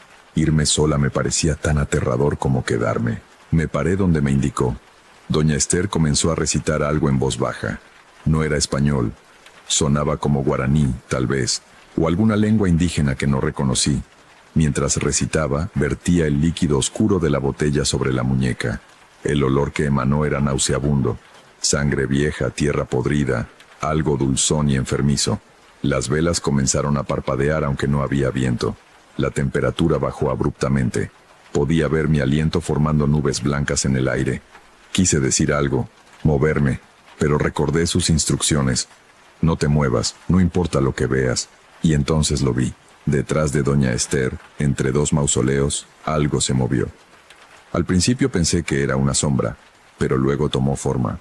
Era una figura humana, o algo que había sido humano. Alta, demacrada, con ropa que parecía de otra época. No podía ver su rostro claramente, pero sentía que me miraba. Más figuras aparecieron detrás de la primera, 5, 10, 20, todas emergiendo de entre las tumbas, todas acercándose lentamente al círculo de velas. Doña Esther continuaba con su cántico, ajena o indiferente a las presencias. Tomó el cuchillo y se hizo un corte en la palma de la mano. La sangre goteó sobre la muñeca. Las figuras se detuvieron en el borde del círculo de velas, como si una barrera invisible les impidiera avanzar. El cántico de Doña Esther se volvió más intenso. Alzó la muñeca hacia el cielo y gritó algo en esa lengua extraña. Las velas se apagaron todas al mismo tiempo. La oscuridad fue total por un segundo que pareció eterno. Cuando mis ojos se ajustaron a la luz de la luna, las figuras habían desaparecido. Doña Esther estaba de pie, guardando la muñeca, ahora manchada de sangre y ese líquido oscuro, en la bolsa. Se envolvió la mano con un pañuelo. «Listo», dijo simplemente. «Podemos irnos». Caminamos de regreso a la entrada en completo silencio. Yo temblaba, aunque no sabía si era por el frío o por el miedo. Cuando finalmente salimos del cementerio y conseguimos otro taxi, me atreví a hablar. ¿Qué fue todo eso? Doña Esther me miró con expresión cansada. Un favor que le debía a mi madre, un favor que ella me pidió antes de morir. Esas cosas que vi, esas figuras, los muertos siempre están cerca, Carla, solo que la mayoría de la gente no los puede ver. Esta noche, en ese lugar, En esa hora, el velo entre mundos es más delgado. Por eso tenía que ser a medianoche. ¿Y la muñeca? Un trabajo que mi madre dejó sin terminar. Ahora está terminado. No hizo falta que preguntara más. La expresión en su rostro dejaba claro que no obtendría más respuestas. Esa noche no pude dormir. Cada vez que cerraba los ojos, veía esas figuras emergiendo de entre las tumbas. Escuchaba ese cántico en lengua extraña. Olía esa mezcla nauseabunda de sangre y tierra. Los días siguientes fueron normales en la superficie. Seguí con mi trabajo. Doña Esther seguía tomando mate conmigo los domingos como si nada hubiera pasado. Pero algo había cambiado en mí. Empecé a notar cosas que antes no notaba. Sombras que se movían en los rincones de mi departamento cuando no las miraba directamente. Susurros apenas audibles cuando estaba sola. La sensación constante de ser observada. Luna, mi gata, empezó a comportarse extraño. Se quedaba mirando esquinas vacías, erizaba el lomo y bufaba a la nada. Algunas noches se negaba rotundamente a entrar a mi habitación. Intenté convencerme de que era mi imaginación, que la experiencia en el cementerio me había dejado paranoica, pero en el fondo sabía que algo había cambiado. Esa noche en Chacarita había abierto algo en mí, alguna percepción que antes estaba cerrada. 2 semanas después del incidente en el cementerio, doña Esther vino a mi puerta a las 3 de la mañana. Tocaba con insistencia. Cuando abrí, su rostro estaba pálido, sus manos temblaban. «Necesito tu ayuda otra vez», dijo sin preámbulos. Algo salió mal. ¿Qué pasó? La muñeca. El trabajo no se selló correctamente. Algo se despertó y ahora está suelto. Sentí que la sangre se me helaba. ¿Qué significa algo está suelto? Significa que una de las cosas que llamé esa noche no se fue. Se quedó acá, en este mundo, y está buscando un cuerpo para habitar. Pensé en las sombras que había visto, en los susurros, en el comportamiento de Luna. Está en mi departamento, ¿verdad? Doña Esther asintió. Lo siento mucho, Carla. No debí involucrarte. Pero ahora tengo que arreglarlo antes de que sea demasiado tarde. Antes de que te tome a vos. ¿Tomarme? Poseerte. Usar tu cuerpo como vehículo en este mundo. Sos joven, sos fuerte. Sos exactamente lo que buscaría. El pánico me invadió. ¿Qué hacemos? Tenemos que hacer otro ritual, pero esta vez tiene que ser en tu departamento, en el lugar donde está la entidad. Y tiene que ser ahora, antes de que se arraigue más. Entramos a mi departamento. Efectivamente, el ambiente se sentía pesado, cargado. El aire era denso y difícil de respirar. Las sombras en las esquinas parecían más oscuras de lo normal, como si absorbieran la luz en lugar de simplemente ser ausencia de ella. Doña Esther sacó de su bolsillo un rosario viejo y una bolsita con sal gruesa. Necesito que me ayudes a hacer un círculo de sal alrededor de tu cama. Ahí es donde está más fuerte. Puedes sentir tu energía cuando dormís, cuando estás vulnerable. Trabajamos rápido, vertiendo líneas de sal que formaron un círculo perfecto alrededor de mi cama. Doña Esther colocó velas en puntos específicos y comenzó a rezar. No eran oraciones católicas tradicionales, eran mezclas extrañas de latín, guaraní y español, invocaciones a santos que no reconocí y fuerzas que no quería conocer. Mientras rezaba, algo en la habitación cambió. El aire se volvió aún más frío, las velas comenzaron a parpadear violentamente, y entonces la vi claramente, una figura oscura, más definida que las sombras que había visto antes. Estaba parada en la esquina de mi habitación, mirándome con ojos que brillaban con luz propia. No era humana. Tal vez lo había sido alguna vez, pero ya no. Era algo retorcido, corrupto, hambriento, y me quería. La figura comenzó a acercarse, pero cuando intentó cruzar el círculo de sal, retrocedió como si la hubiera quemado. Doña Esther alzó la voz. Sus oraciones se volvieron gritos, comandos en esa lengua antigua. La criatura se retorcía, resistiéndose. «Carla», gritó doña Esther, «necesito que me ayudes. Tenés que ordenarle que se vaya.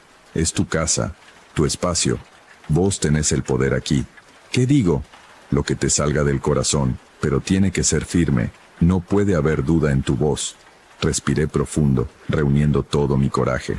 «No te quiero aquí», dije. Mi voz temblaba, pero trataba de sonar firme. Esta es mi casa, este es mi espacio. No tenés derecho a estar acá. Te ordeno que te vayas. La criatura me miró. Por un momento sentí su hambre, su necesidad de existir en este mundo, su desesperación. Casi me dio pena, casi. «Vete», grité con más fuerza. «No perteneces a este mundo. Regresa al lugar del que viniste». Doña Esther unió su voz a la mía, ambas gritando órdenes, oraciones, comandos. La criatura comenzó a desdibujarse, a perder forma. Soltó un sonido que nunca olvidaré. Un gemido agudo, doloroso, lleno de frustración y rabia. Y luego, como humo disipándose, desapareció. Las velas se estabilizaron. El aire se volvió respirable de nuevo. El peso opresivo que había sentido en mi departamento durante semanas finalmente se levantó. Doña Esther se dejó caer en el suelo, exhausta. «Se fue», susurró. «Gracias a Dios, se fue». Me senté junto a ella temblando de alivio y cansancio. ¿Por qué pasó esto? ¿Por qué ese trabajo en el cementerio liberó algo así? Doña Esther tardó un momento en responder. Mi madre era santera, Carla. Trabajaba con los espíritus, con fuerzas que la mayoría de la gente no entiende. Antes de morir, me hizo prometer que terminaría un trabajo que ella había empezado. Liberar a una mujer de una maldición. Esa muñeca era parte del ritual. Pero para romper una maldición tan vieja, tan arraigada, hay que pagar un precio. Hay que abrir puertas, llamar a fuerzas que pueden ayudar. Y a veces, cuando abrís esas puertas, entran cosas que no fueron invitadas. «Me usaste», dije, sin rencor pero con tristeza. «Sabías que algo podía pasar y me llevaste igual». Ella asintió con lágrimas en los ojos. «Sí, lo siento mucho. Necesitaba energía joven para que el ritual funcionara. Y también necesitaba un posible recipiente por si algo salía mal. Pensé que podría controlarlo, que podría protegerte, pero me equivoqué. Debí haberme enojado. Debí haberle gritado, echarla de mi casa. Pero solo sentía un cansancio profundo. Al menos funcionó. El trabajo de su madre. Sí, la mujer quedó libre. Después de 30 años de sufrimiento, finalmente está libre. Nos quedamos sentadas en silencio durante un largo rato. Luna finalmente salió de donde se había escondido y se acurrucó en mi regazo, ronroneando. Era la primera vez en semanas que se acercaba a mí sin miedo. Doña Esther se fue al amanecer. Me pidió perdón una vez más antes de irse.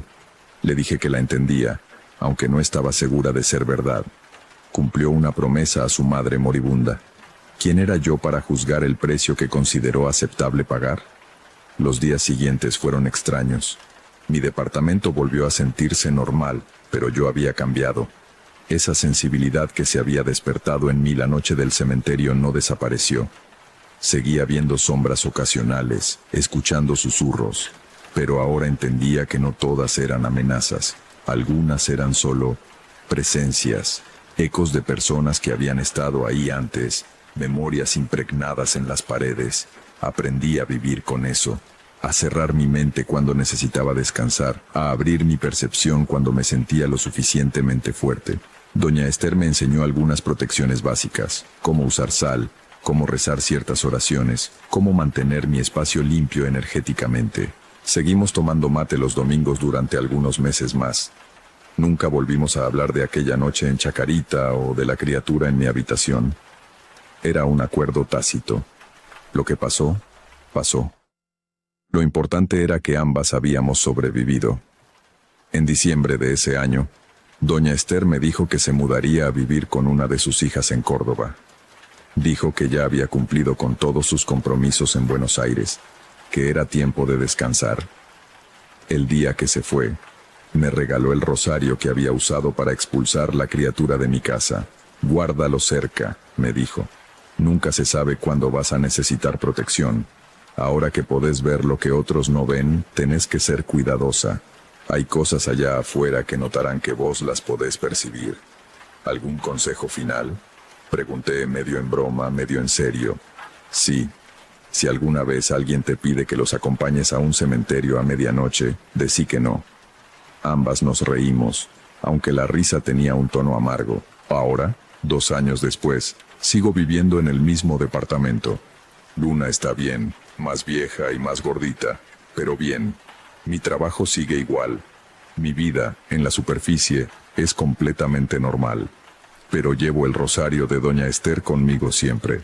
Y he aprendido que hay un mundo paralelo al nuestro, lleno de cosas que la mayoría de la gente nunca verá ni comprenderá.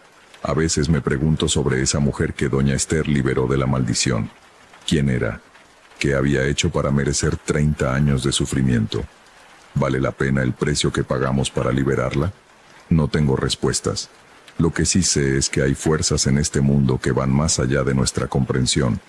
Fuerzas que nuestras abuelas conocían, que las santeras y curanderas han trabajado durante generaciones. No son buenas ni malas inherentemente, son simplemente parte de la realidad, una capa que existe justo debajo de lo que consideramos normal.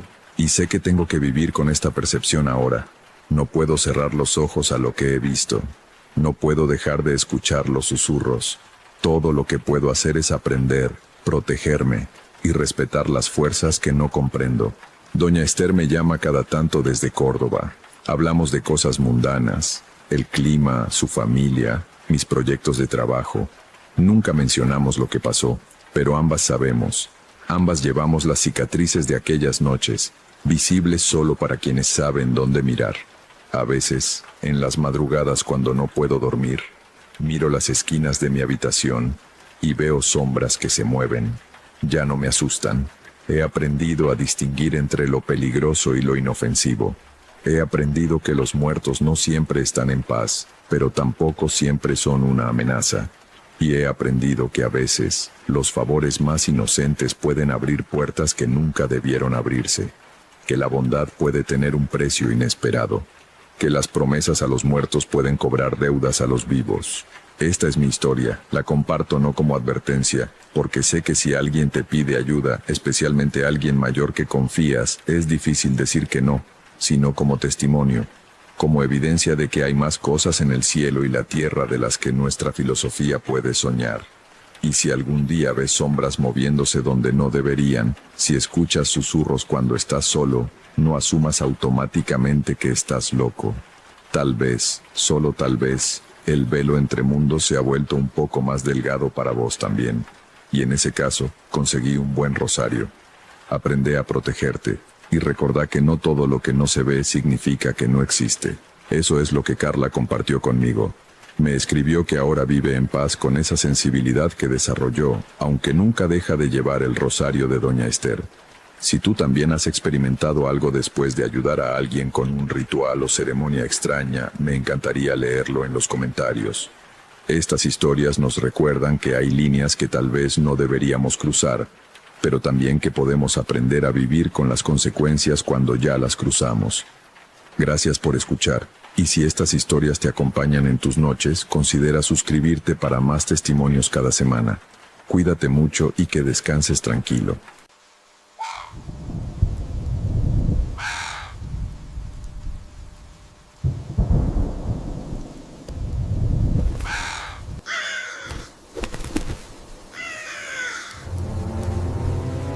Esta experiencia me la compartió Laura, una maestra de primaria que heredó la casa de su bisabuela en un pueblo rural de Chiapas.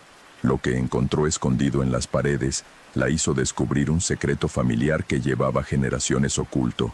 Si has heredado algo que tal vez no debiste recibir, cuéntamelo en los comentarios.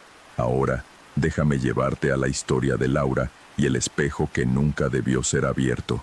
Mi nombre es Laura y soy maestra de primaria en la Ciudad de México. Tengo 32 años, vivo sola, y hasta hace un año, mi vida era completamente normal y predecible. Eso cambió cuando recibí la llamada de un notario en Chiapas informándome que mi bisabuela Celestina había fallecido a los 98 años, dejándome su casa como herencia. Apenas recordaba a mi bisabuela.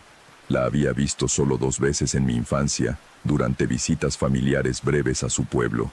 Ella vivía en San Cristóbal de las Casas, en una casa colonial que había pertenecido a nuestra familia durante más de 100 años. Era una mujer pequeña y silenciosa, con ojos negros penetrantes que parecían ver cosas que otros no podían. Mi madre se puso pálida cuando le conté sobre la herencia.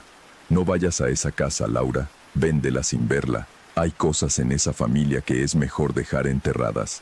¿Qué cosas? Nunca me has contado nada sobre la bisabuela Celestina, porque no hay nada bueno que contar. Esa mujer practicaba cosas, brujería, hechicería, no sé exactamente. Mi abuela me advirtió que nunca me acercara a ella más de lo necesario. Por favor, Laura, solo vende la casa y olvídate de todo esto.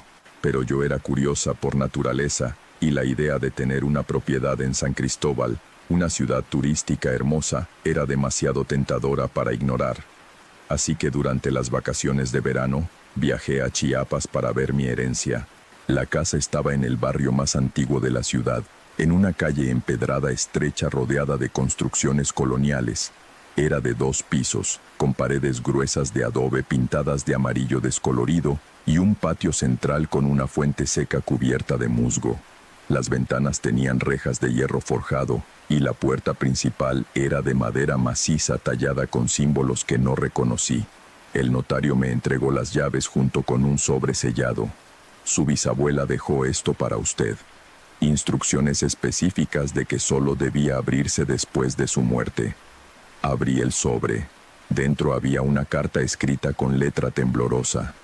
Laura, si estás leyendo esto, he muerto, y la casa ahora es tuya, pero con la casa viene una responsabilidad que nuestra familia ha mantenido durante 5 generaciones. En el cuarto del segundo piso, el que está al final del pasillo, encontrarás una puerta sellada. Detrás de esa puerta hay algo que debe permanecer cerrado. Es una carga, pero también una protección. Nunca, bajo ninguna circunstancia, abras esa puerta. Si lo haces, liberarás algo que he mantenido contenido durante 70 años. Si decides no aceptar esta responsabilidad, vende la casa, pero asegúrate de que el nuevo dueño entienda, esa puerta nunca debe abrirse. Tu bisabuela, Celestina. Un escalofrío me recorrió mientras leía.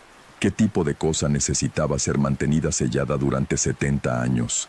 Mi escepticismo natural sugería que mi bisabuela simplemente había sido una mujer supersticiosa, tal vez con problemas mentales leves en su vejez. Probablemente había algún objeto sentimental o documentos familiares vergonzosos que quería mantener ocultos. Entré a la casa con mi maleta, decidida a pasar unos días evaluando la propiedad antes de decidir si venderla o quedármela. El interior estaba sorprendentemente bien preservado. Los muebles eran antiguos pero sólidos, había electricidad y agua corriente, y aunque todo estaba cubierto de polvo, la estructura parecía en buenas condiciones.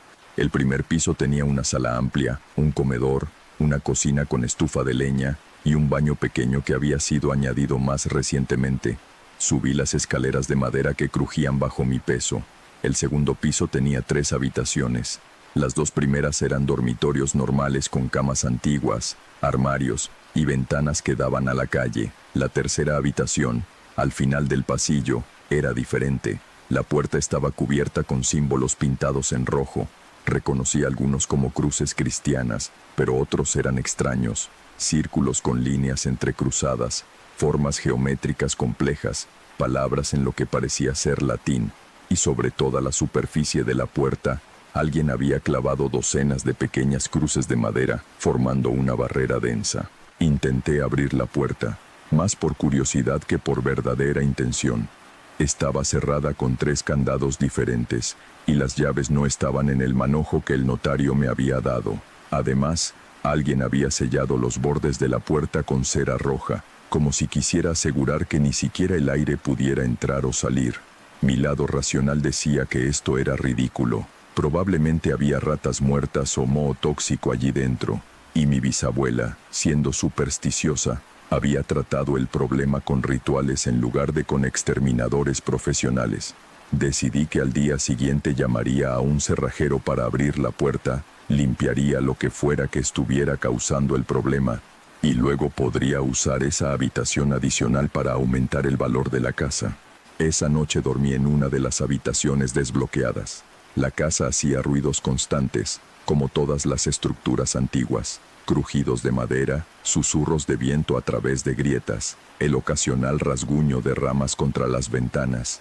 Me dormí escuchando estos sonidos, encontrándolos casi reconfortantes en su normalidad.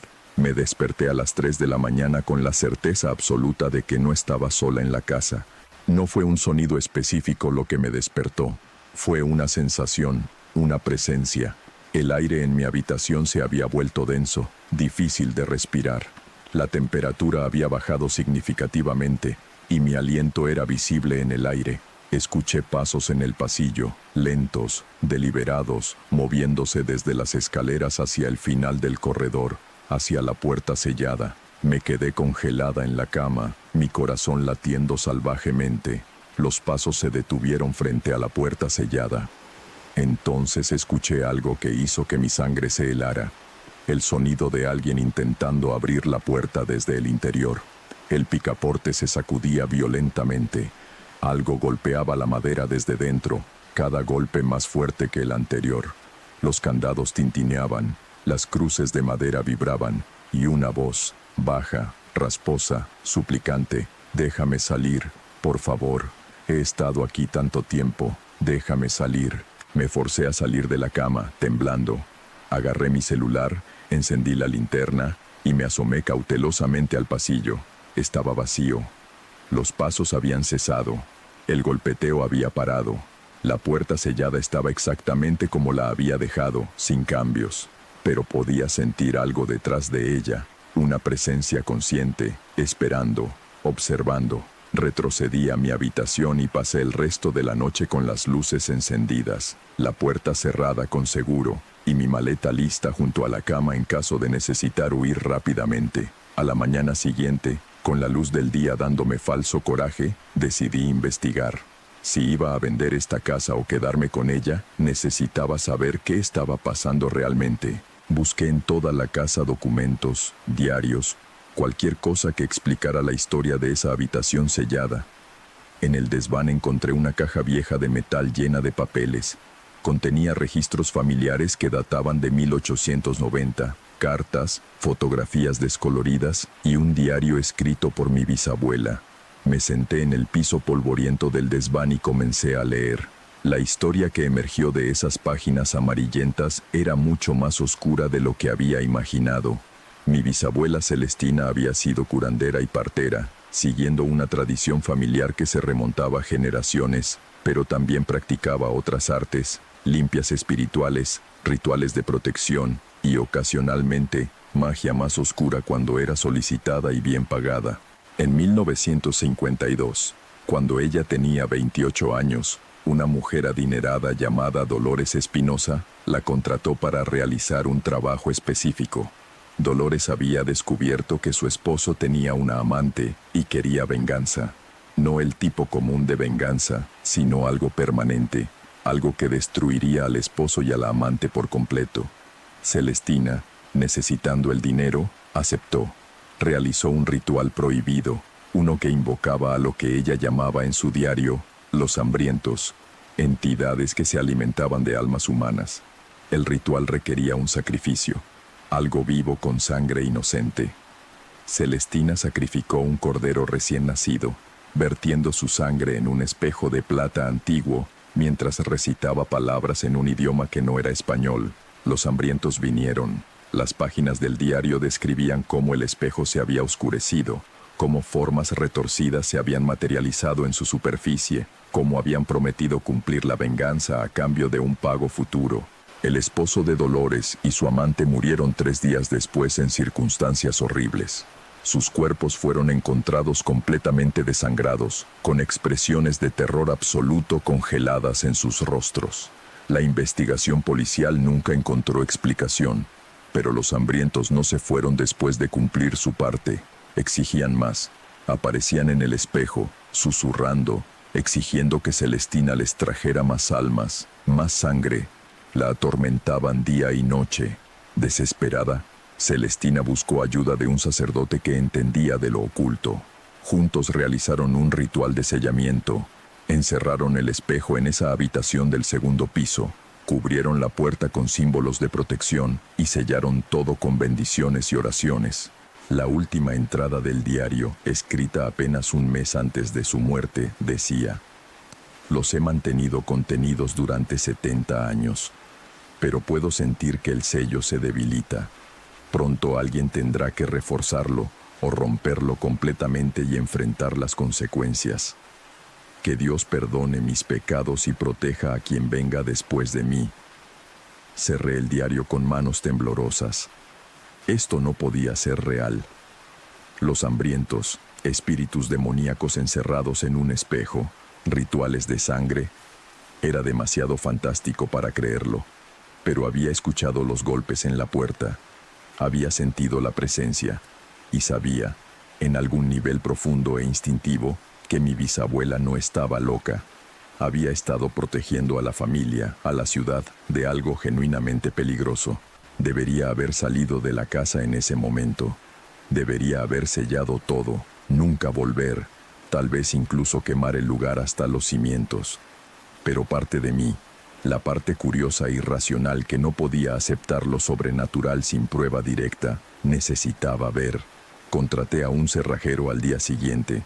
Era un hombre mayor del pueblo que miró la puerta sellada con expresión incómoda. Señorita, esta puerta fue sellada por una razón. Doña Celestina era muy específica sobre esto. Nadie debía abrirla. Era mi bisabuela, y ahora esta es mi casa. Solo quiero ver qué hay dentro. Él negó con la cabeza, pero hizo su trabajo. Los 3 candados fueron removidos uno por uno. Raspó la cera roja de los bordes. Las pequeñas cruces de madera fueron quitadas cuidadosamente y colocadas en una bolsa. No entraré con usted, dijo cuando terminó, y le aconsejo que tampoco lo haga. Pero si insiste, al menos espere hasta el mediodía. Con el sol alto, nunca habrá puertas selladas en la oscuridad. Eran las 11 de la mañana. Le pagué y él se fue rápidamente, casi corriendo de la casa. Esperé hasta el mediodía exacto, tal como había sugerido. El sol entraba por las ventanas del pasillo, iluminando todo brillantemente. Con la mano temblando, giré el picaporte y empujé la puerta. Se abrió con un chirrido largo y quejumbroso. El aire que salió era frío y rancio, con un olor metálico que me recordó a sangre vieja. La habitación estaba completamente vacía excepto por una cosa, un espejo de pie en el centro, cubierto con una tela negra. El espejo era antiguo, con un marco de plata trabajada ornamentadamente. Incluso cubierto, emanaba algo que me hacía querer retroceder. El aire alrededor de él parecía vibrar ligeramente, como calor elevándose del asfalto en verano. Di un paso dentro de la habitación, luego otro. Me acerqué al espejo cubierto, extendí mi mano hacia la tela negra. En el momento en que mis dedos tocaron la tela, voces explotaron en mi cabeza. No una voz sino docenas, cientos, todas hablando simultáneamente en idiomas diferentes, algunas suplicando, otras amenazando, otras simplemente gritando sin palabras. Arranqué la tela de un tirón. El espejo debajo no reflejaba la habitación. Su superficie era completamente negra, como un pozo de oscuridad infinita. Y mientras miraba, esa oscuridad comenzó a moverse, arremolinándose, formando patrones y figuras. Vi rostros emergiendo de la oscuridad, rostros humanos pero distorsionados, estirando en agonía, bocas abiertas en gritos silenciosos. Y detrás de ellos, formas más grandes, menos humanas, los hambrientos. Eran difíciles de describir porque su forma cambiaba constantemente. A veces parecían ser masas de tentáculos oscuros, otras veces colecciones de ojos y bocas, pero siempre hambrientos, siempre buscando, siempre queriendo. Uno de ellos presionó contra la superficie del espejo desde dentro. Vi su forma distorsionada presionando contra lo que parecía ser un vidrio invisible, tratando de romperlo, de cruzar al mundo real. Y entonces habló, no con sonido sino directamente en mi mente. Liberadora, has roto el sello, ahora podemos salir, podemos alimentarnos nuevamente. Retrocedí, horrorizada. No, no rompí nada, el espejo todavía los contiene. El sello de tu antepasada se debilitó con su muerte. Las oraciones que lo mantenían fuerte se silenciaron. Solo la puerta cerrada nos mantenía dormidos, pero ahora la puerta está abierta. Estamos despertando, y pronto, cuando la oscuridad caiga, cruzaremos. Salí corriendo de la habitación, bajé las escaleras tropezando, y salí a la calle brillante bajo el sol del mediodía. Mi corazón latía tan fuerte que pensé que podría desmayarme. Caminé sin rumbo por las calles de San Cristóbal durante horas, tratando de procesar lo que había visto, lo que había escuchado. No era mi imaginación. Los hambrientos eran reales, y había abierto la puerta que los mantenía sellados. Cuando el sol comenzó a ponerse, supe que no podía simplemente huir. Si lo que esas cosas habían dicho era cierto, si iban a cruzar cuando cayera la oscuridad, necesitaba hacer algo. ¿Pero qué? No sabía nada de rituales o sellamiento. No era curandera ni bruja como mi bisabuela. Desesperada, busqué ayuda. Pregunté discretamente en el pueblo por alguien que entendiera de lo oculto, de lo espiritual. Varias personas me dirigieron a una mujer llamada Soledad, que vivía en las afueras de la ciudad y tenía reputación de curandera. La encontré en una casa pequeña rodeada de jardines llenos de hierbas medicinales. Era mayor, tal vez 60 años, con cabello gris largo trenzado y ojos que me recordaron a mi bisabuela. Le conté todo, el espejo, los hambrientos, lo que mi bisabuela había hecho 70 años atrás. Esperaba que pensara que estaba loca, pero en cambio, su expresión se volvió grave. Conocí a doña Celestina, dijo. Me enseñó muchas cosas antes de que me advirtiera que nunca siguiera sus pasos en las artes más oscuras. Sabía sobre el espejo. Todos los curanderos verdaderos de la región lo sabían. Era su carga, su penitencia por el error que cometió en su juventud. ¿Puedes ayudarme a sellarlos nuevamente? Soledad vaciló. Puedo intentarlo. Pero el sellamiento original tomó la fuerza de doña Celestina y un sacerdote consagrado, trabajando juntos durante 3 días, y aún así, solo pudieron contenerlos, no destruirlos. Sin tu bisabuela viva para mantener el ritual. Entonces, ¿qué hago? ¿Los dejo salir? ¿Dejar que se alimenten de quien encuentren? No, hay otra opción. Puedo enseñarte a transferir el sellamiento, a tomar el lugar de tu bisabuela como guardiana del espejo. Pero significaría que deberías quedarte aquí, en esta casa, manteniendo las oraciones y protecciones activas. Sería tu vida, tu responsabilidad, igual que lo fue para ella. Miré el cielo oscureciéndose. No tengo opción, ¿verdad? Si huyo, ellos escapan y matan a gente inocente. Siempre hay elección, Laura. Pero algunas opciones tienen consecuencias que no podemos vivir. Regresamos a la casa juntas justo cuando el sol se ponía completamente. Podía sentir la diferencia inmediatamente. El aire dentro de la casa estaba cargado, vibrante con una energía malévola. Los hambrientos estaban despiertos y activos. Subimos al segundo piso. La puerta de la habitación sellada estaba completamente abierta ahora, aunque estaba segura de haberla cerrado cuando salí. El espejo brillaba con una luz propia, pulsando como un corazón. Las formas dentro del espejo se presionaban contra la superficie con más fuerza ahora. Grietas finas comenzaban a aparecer en el vidrio. No teníamos mucho tiempo.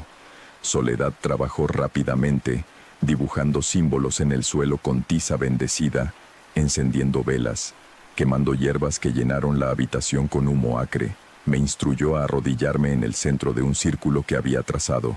El ritual de transferencia requiere que aceptes voluntariamente la carga, explicó. Debes prometer mantener el sello, realizar las oraciones diarias, nunca abandonar tu puesto. Es un juramento vinculante, no solo con los humanos, sino con las fuerzas espirituales. ¿Entiendes? Entiendo. ¿Y aceptas?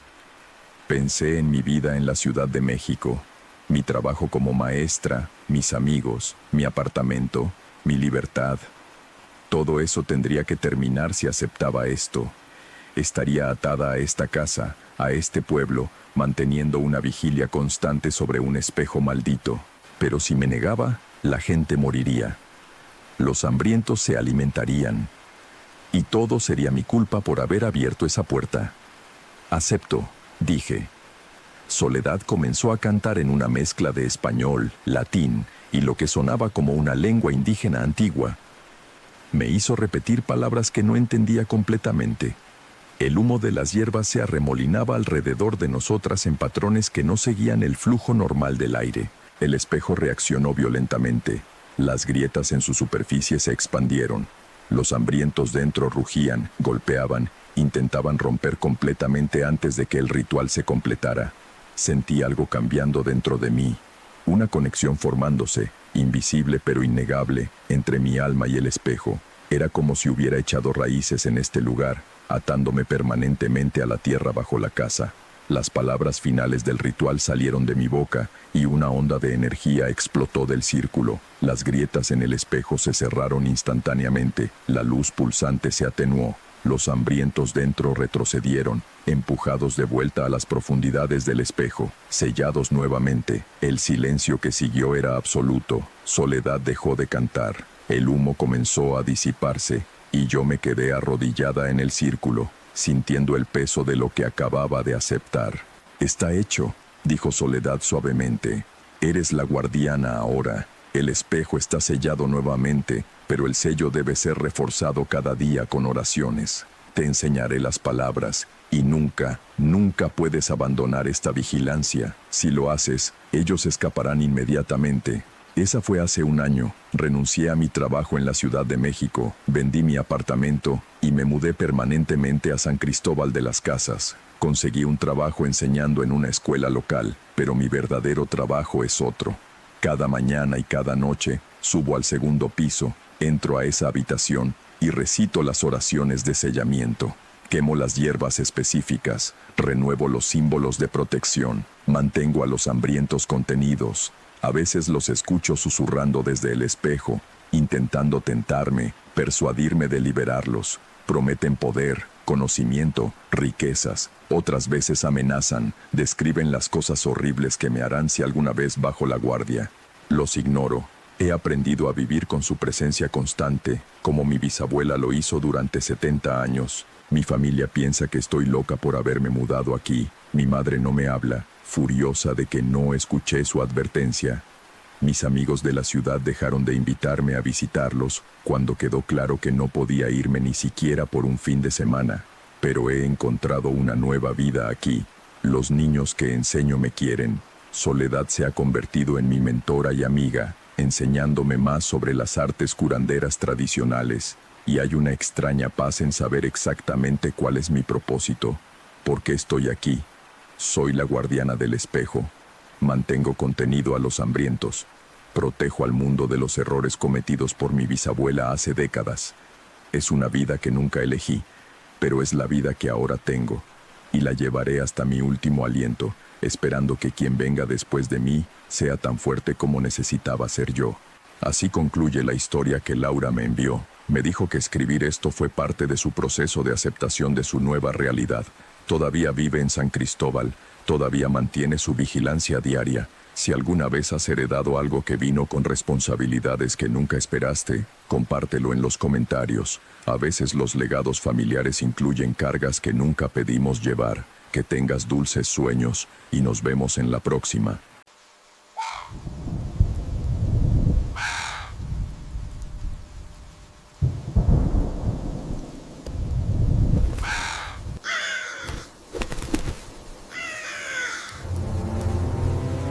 Alguien que prefiere quedarse en el anonimato me envió esta experiencia hace unos días.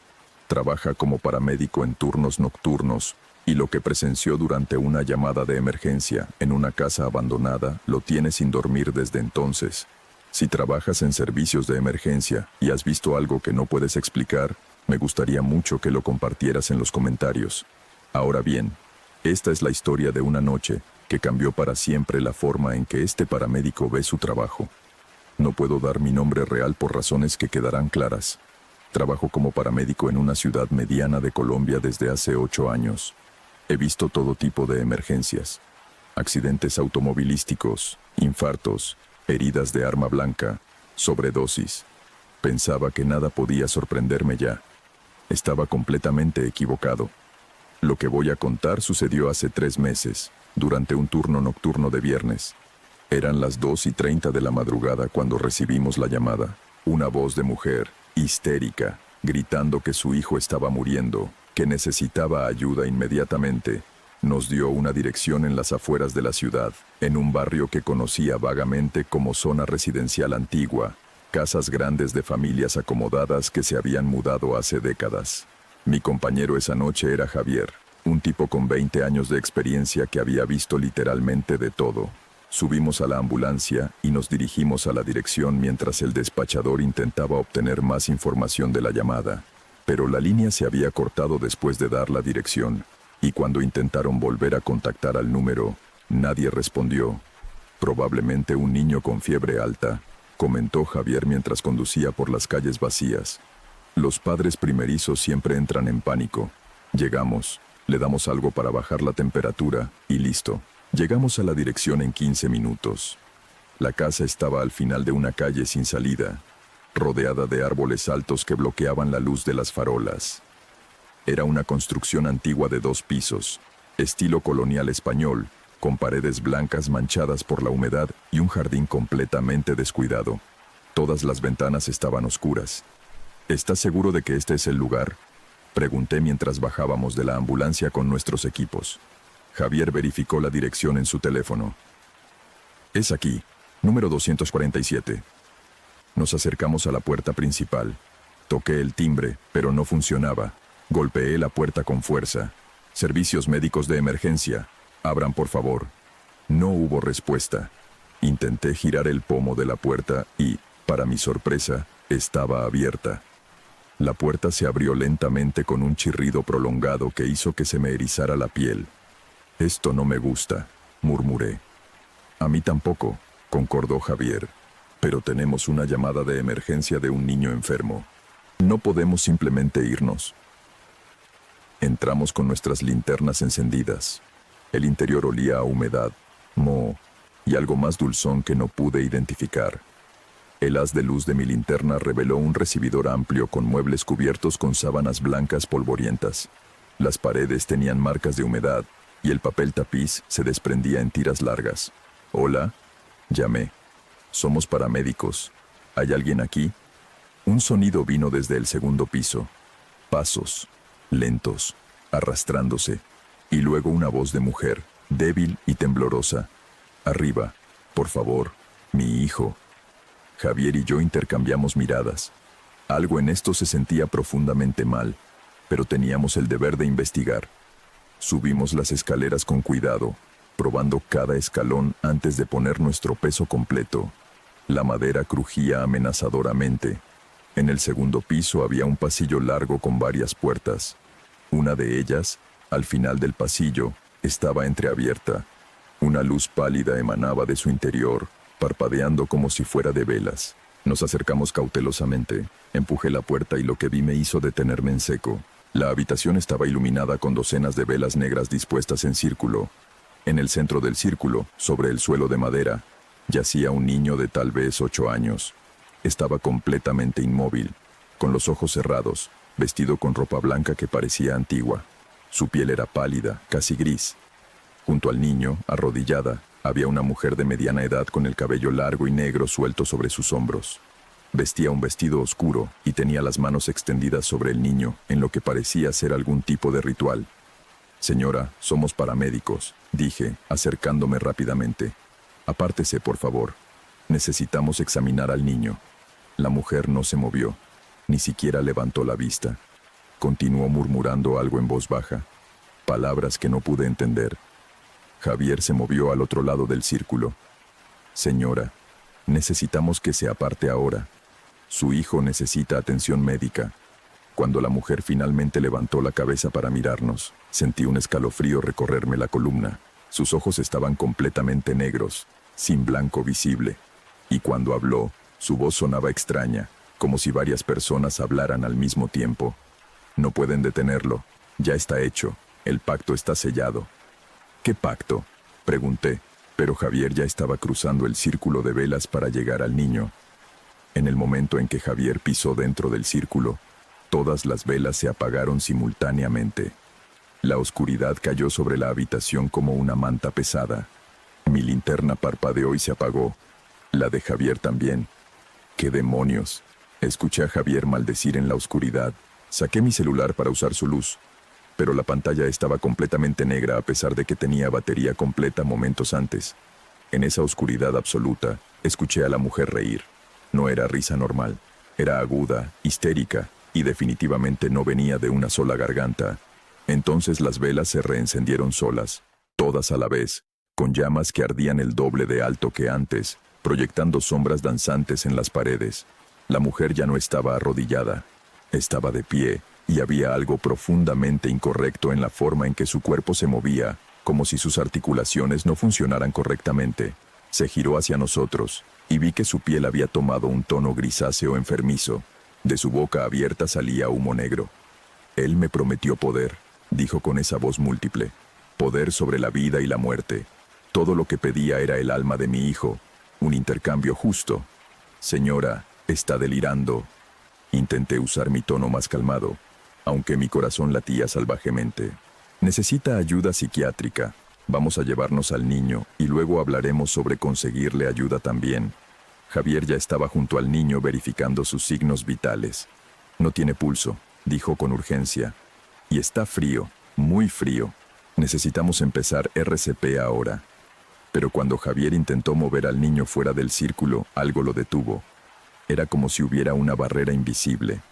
El cuerpo del niño simplemente no se movía más allá del borde del círculo de velas, como si estuviera atado por cuerdas invisibles. Está atrapado, murmuró la mujer, sonriendo con una expresión grotesca. Su alma ya no está en su cuerpo, está en las manos de mi maestro. Y pronto, yo también seré libre de esta carne mortal. Libre para servir en el reino de las sombras. En ese momento, el cuerpo del niño se sacudió. Sus ojos se abrieron de golpe, pero no eran ojos de niño. Eran negros como los de la mujer, vacíos de todo, excepto oscuridad. Su boca se abrió, y de ella salió una voz que no era infantil, sino grave y resonante. Más almas, dijo el niño que ya no era niño. Traemos más almas. Los testigos son bienvenidos. Únanse al servicio. Javier retrocedió, su entrenamiento profesional finalmente superado por el terror primitivo. Necesitamos salir de aquí. Ahora. Pero cuando nos giramos hacia la puerta, ésta se cerró de golpe. Intenté abrirla, pero estaba sellada, como si se hubiera fusionado con el marco. Las ventanas también, aunque no había nada visible bloqueándolas. La temperatura de la habitación había bajado drásticamente. Podía ver mi aliento formando nubes en el aire. Las velas ardían más brillantes, pero su luz no daba calor, solo una iluminación fantasmal que hacía que todo se viera surrealista. La mujer comenzó a caminar en círculos alrededor del niño, cantando en un idioma que nunca había escuchado. Su voz se mezclaba con la voz que salía del cuerpo del niño, creando una armonía discordante que lastimaba mis oídos. En las paredes, las sombras comenzaron a moverse de formas que no correspondían con la luz de las velas. Se estiraban, se retorcían, tomaban formas que vagamente parecían humanas pero completamente incorrectas.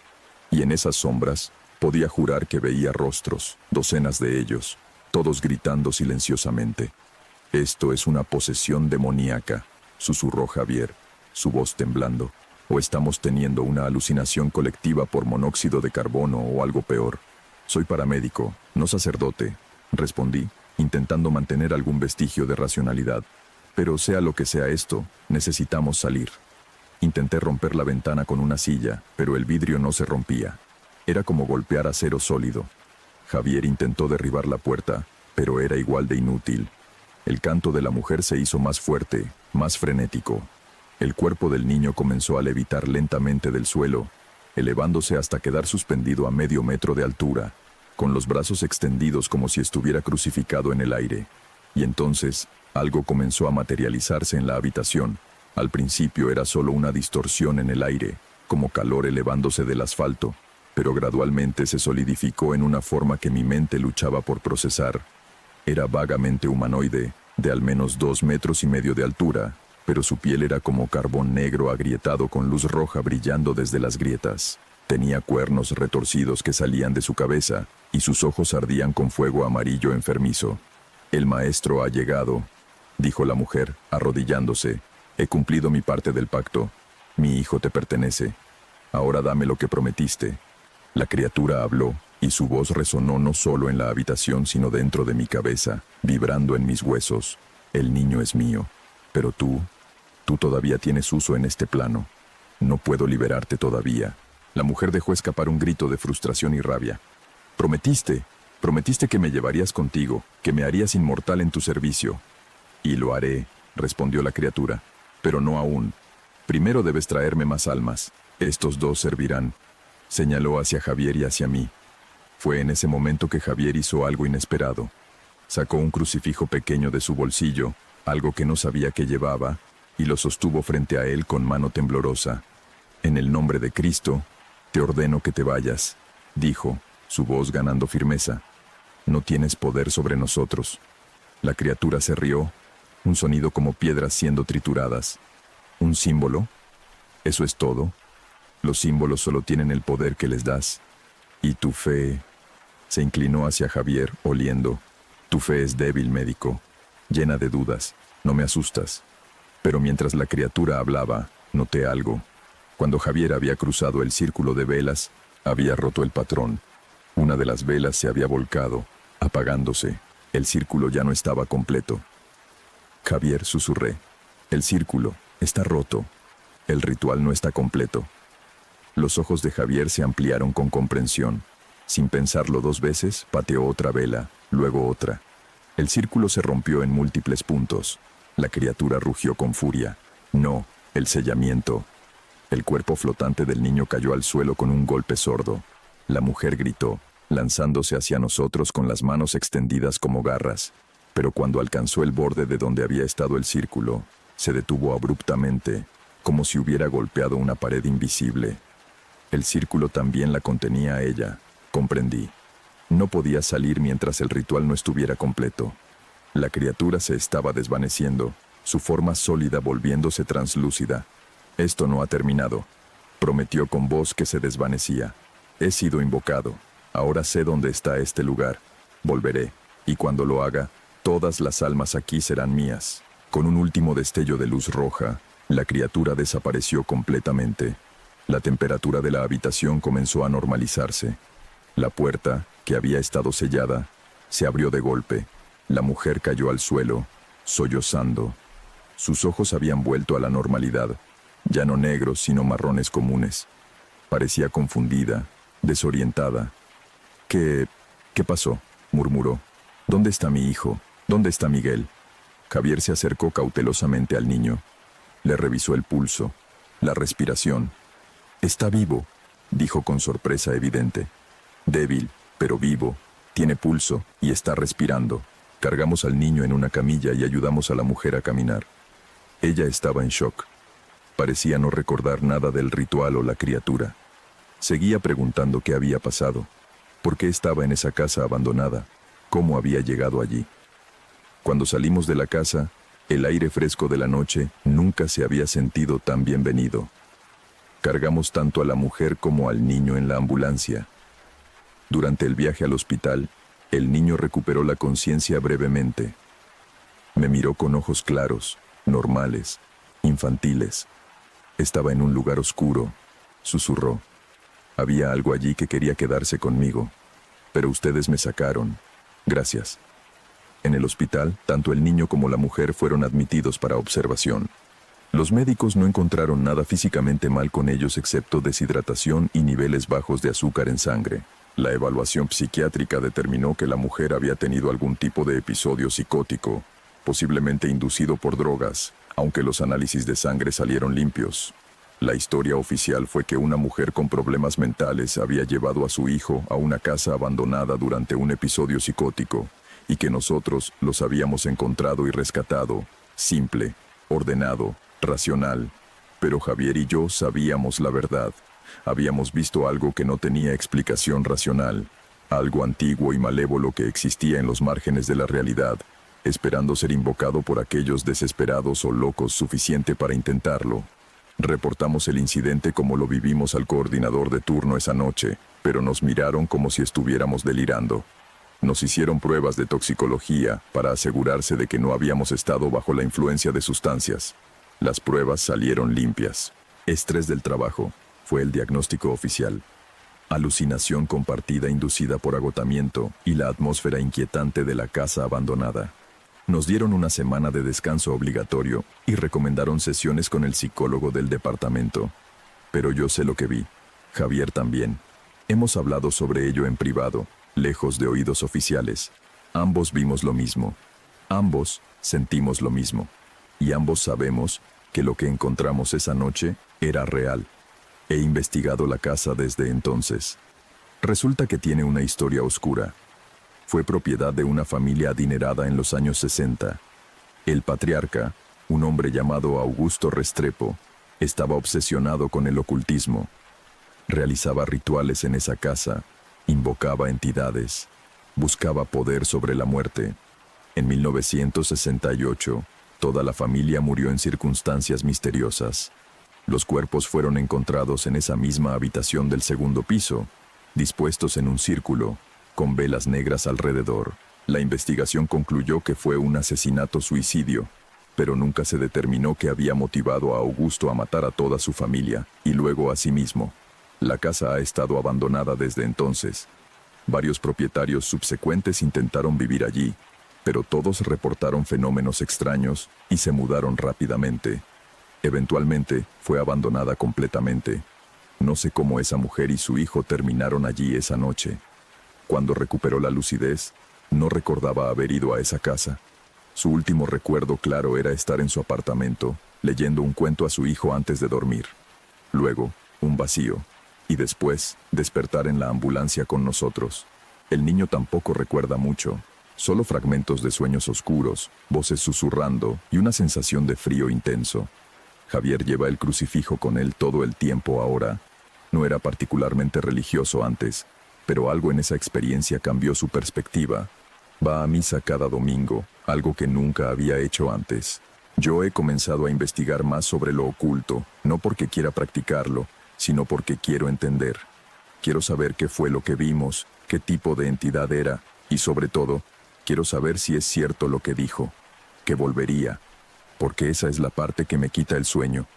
La criatura dijo que había sido invocada, que ahora sabía dónde estaba ese lugar, y que volvería. ¿Cuándo? ¿Y para qué?